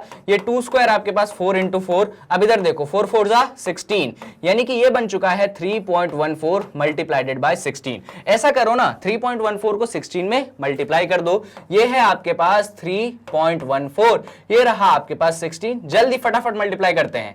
6 4 जा 24 का 4, 2 चला गया ऊपर, 6 1 जा 6 प्लस 2 8, डन। और फिर 6 3 जा 18। पॉइंट का टेंशन मत लो, बाद में लेंगे। अब 1 से मल्टीप्लाई कर दो, 4 1 3, डन। ऐड कर दो, ये बन गया 4, 8 प्लस 4 12 का 2, 1 चला गया ऊपर, 8 प्लस 2 10 का 0, 1 गया ऊपर, 3 प्लस 1 4 प्लस 1 5। अब पॉइंट का टेंशन ले लो। लो, देखो जरा कितने के बाद था, 2 के बाद था, यानी कि इधर से भी 50.24। तो आपका जो वॉल्यूम ऑफ सिलेंडर आ चुका है उसकी वैल्यू है 50.24। यूनिट क्या लगाओगे, आपको याद होगा, आप लगा दोगे सेंटीमीटर क्यूब। ये फाइंड करना था क्या, ये नहीं फाइंड करना था। क्या फाइंड करना था, आपको फाइंड करना था difference in the volume of toy and cylinder. यानी कि आपको क्या फाइंड करना था, लिखते हैं हम यहां पे डिफरेंस ऑफ वॉल्यूम। क्या फाइंड करना है, डिफरेंस किसका, वॉल्यूम का, किनके बीच में, सिलेंडर के बीच में और टॉय के बीच में। किनके बीच में, सिलेंडर के बीच में और टॉय के बीच में। अब बात आती है कि सिलेंडर के वॉल्यूम में से टॉय को सब्सट्रैक्ट करें या टॉय के वॉल्यूम में से सिलेंडर का वॉल्यूम सब्सट्रैक्ट करें। सीधी सी बात है, सिलेंडर बाहर है, टॉय उसके अंदर है, यानी कि सिलेंडर का वॉल्यूम बड़ा होगा, टॉय का वॉल्यूम छोटा होगा। तो हम लिख सकते हैं, क्या लिख सकते हैं, वॉल्यूम ऑफ सिलेंडर। क्या लिख देंगे हम, वॉल्यूम ऑफ सिलेंडर। इसमें से हम क्या माइनस कर देंगे, इसमें से हम माइनस कर देंगे क्या, वॉल्यूम ऑफ टॉय। तो फटाफट हम माइनस कर देते हैं वॉल्यूम ऑफ सिलेंडर में से क्या, वॉल्यूम ऑफ टॉय। कर दे माइनस। अभी अभी सिलेंडर का वॉल्यूम हमने निकाला है 50.24। चलिए लिख देते हैं, यह है आपके पास 50.24। अभी अभी हमने टॉय का भी वॉल्यूम निकाला है। देखो जरा, देखो क्या है टॉय का वॉल्यूम, यहां पे नहीं है, ये रहा 25.12। चलिए यूज कर लेते हैं 25, अरे कहां गया, ये रहा 25.12। माइनस कर दें, चलिए माइनस कर देते हैं। तो आपके पास ऊपर है 50.24, नीचे है 25.12। फटाफट आप माइनस करोगे तो 4 में से 2 सब्सट्रैक्ट हुआ तो 2, 2 में से 1 सब्सट्रैक्ट हुआ तो 1, ये 5 बन गया 4, ये बन गया 10 में से 5 गया तो 5, 4 में से 2 गया तो 2। तो आपका जो फाइनल आंसर है वो आ चुका है 25.12। अच्छा, यूनिट क्या लगाओगे, जैसा कि आप जानते हैं, आप सेंटीमीटर क्यूब लगा देंगे। और इस तरीके से जो भी चीजें हमें क्वेश्चन में निकालने को बोली गई थी वो चीजें हमने यहां पे क्वेश्चन में निकाल के रख दी है। अगर आप इतना कर पाते हैं, यानी कि जो आपका आंसर है वो पूरी तरीके से सही है। अब हमारे वीडियो का एजेंडा या टारगेट क्या था, हमारे वीडियो का टारगेट था कि ये जो 3 एग्जांपल थे 5, 6 और 7, इनको हम डिटेल में समझे, इनसे रिलेटेड फॉर्मूला को रिवाइज करें। और जैसा कि आप देख सकते हैं, मैंने आपको इस वीडियो के अंदर सारे फॉर्मूला भी रिवाइज करवा दिए हैं और सारे एग्जांपल्स भी जो भी आपके 13.2 से हैं पहले उनको करवा दिए हैं। अब जो नेक्स्ट वीडियो है इसके बाद, उसमें आपको एक्सरसाइज 13.2 का डिटेल्ड सॉल्यूशन मिल जाएगा। यानी कि हर एक क्वेश्चन का आपको मैं सॉल्यूशन वहां पे प्रोवाइड करूंगा। बट इसी के साथ हम इस वीडियो के समापन की तरफ आते हैं। बट कुछ और अच्छी बातें हैं जो मैं आपको बता देता हूं, आपके लिए जरूरी है जानना। सबसे पहली बात तो ये, आपको मैं सजेस्ट करूंगा कि आप ये सारे वीडियोस YouTube पे देख रहे हैं, पर ज्यादा बेटर होगा आप, अगर बेटर तो नहीं पर हां डेफिनेटली ज्यादा इंपॉर्टेंट होगा अगर ये सारे वीडियोस आप देखते हैं मैग्नेट ब्रेन्स के ऑफिशियल वेबसाइट पे, जो कि है www.magnetbrains.com। वहां पे सारे वीडियोस अच्छी तरीके से अरेंज है सीक्वेंशियली, तो आपके लिए फायदेमंद है। साथ में उन बच्चों के लिए बहुत अच्छी बात है जो कि हिंदी मीडियम स्टूडेंट्स हैं, यानी कि आपको हिंदी लैंग्वेज में चीजें पढ़ना प्रेफरेबल है। आपके लिए मैग्नेट ब्रेन्स एक चैनल लेके आया है, मैग्नेट ब्रेन्स हिंदी। जाइए फटाफट इसको सब्सक्राइब कर दीजिए, क्योंकि यहां पे आपको कंटेंट एब्सोल्युटली फ्री मिलता है, लेकिन हिंदी मीडियम में मिलता है। साथ में एक और बात आपको बता देता हूं कि जैसा कि आप जानते हो कि मैग्नेट ब्रेन्स आपको प्रोवाइड करता है 100% free education and quality education. इसका मतलब मैग्नेट ब्रेन्स पे आपको 2 चैप्टर्स पढ़ने के बाद किसी भी तरीके का पेमेंट करने की जरूरत नहीं है, किसी भी तरीके का सब्सक्रिप्शन लेने की जरूरत नहीं है। ये सारी चीजें आपके लिए फ्री ऑफ कॉस्ट अवेलेबल है मैग्नेट ब्रेन्स यूट्यूब चैनल पे और साथ में वेबसाइट पे ही। साथ में आप क्या कर सकते हैं, इन वीडियोस को लाइक कर सकते हैं, चैनल को सब्सक्राइब कर सकते हैं, इन वीडियोस को शेयर भी करते जाओ फटाफट, जिससे आपके और भी दोस्त आके इन सारी चीजों को पढ़ सके, देख सके, बढ़ सके आगे। और कमेंट जरूर करिएगा वीडियो के एंड में, जिससे आपके रिएक्शंस में जान सकूं। And thank you so much for investing your time कि भाई आपने ये वीडियो देखा। And bye bye.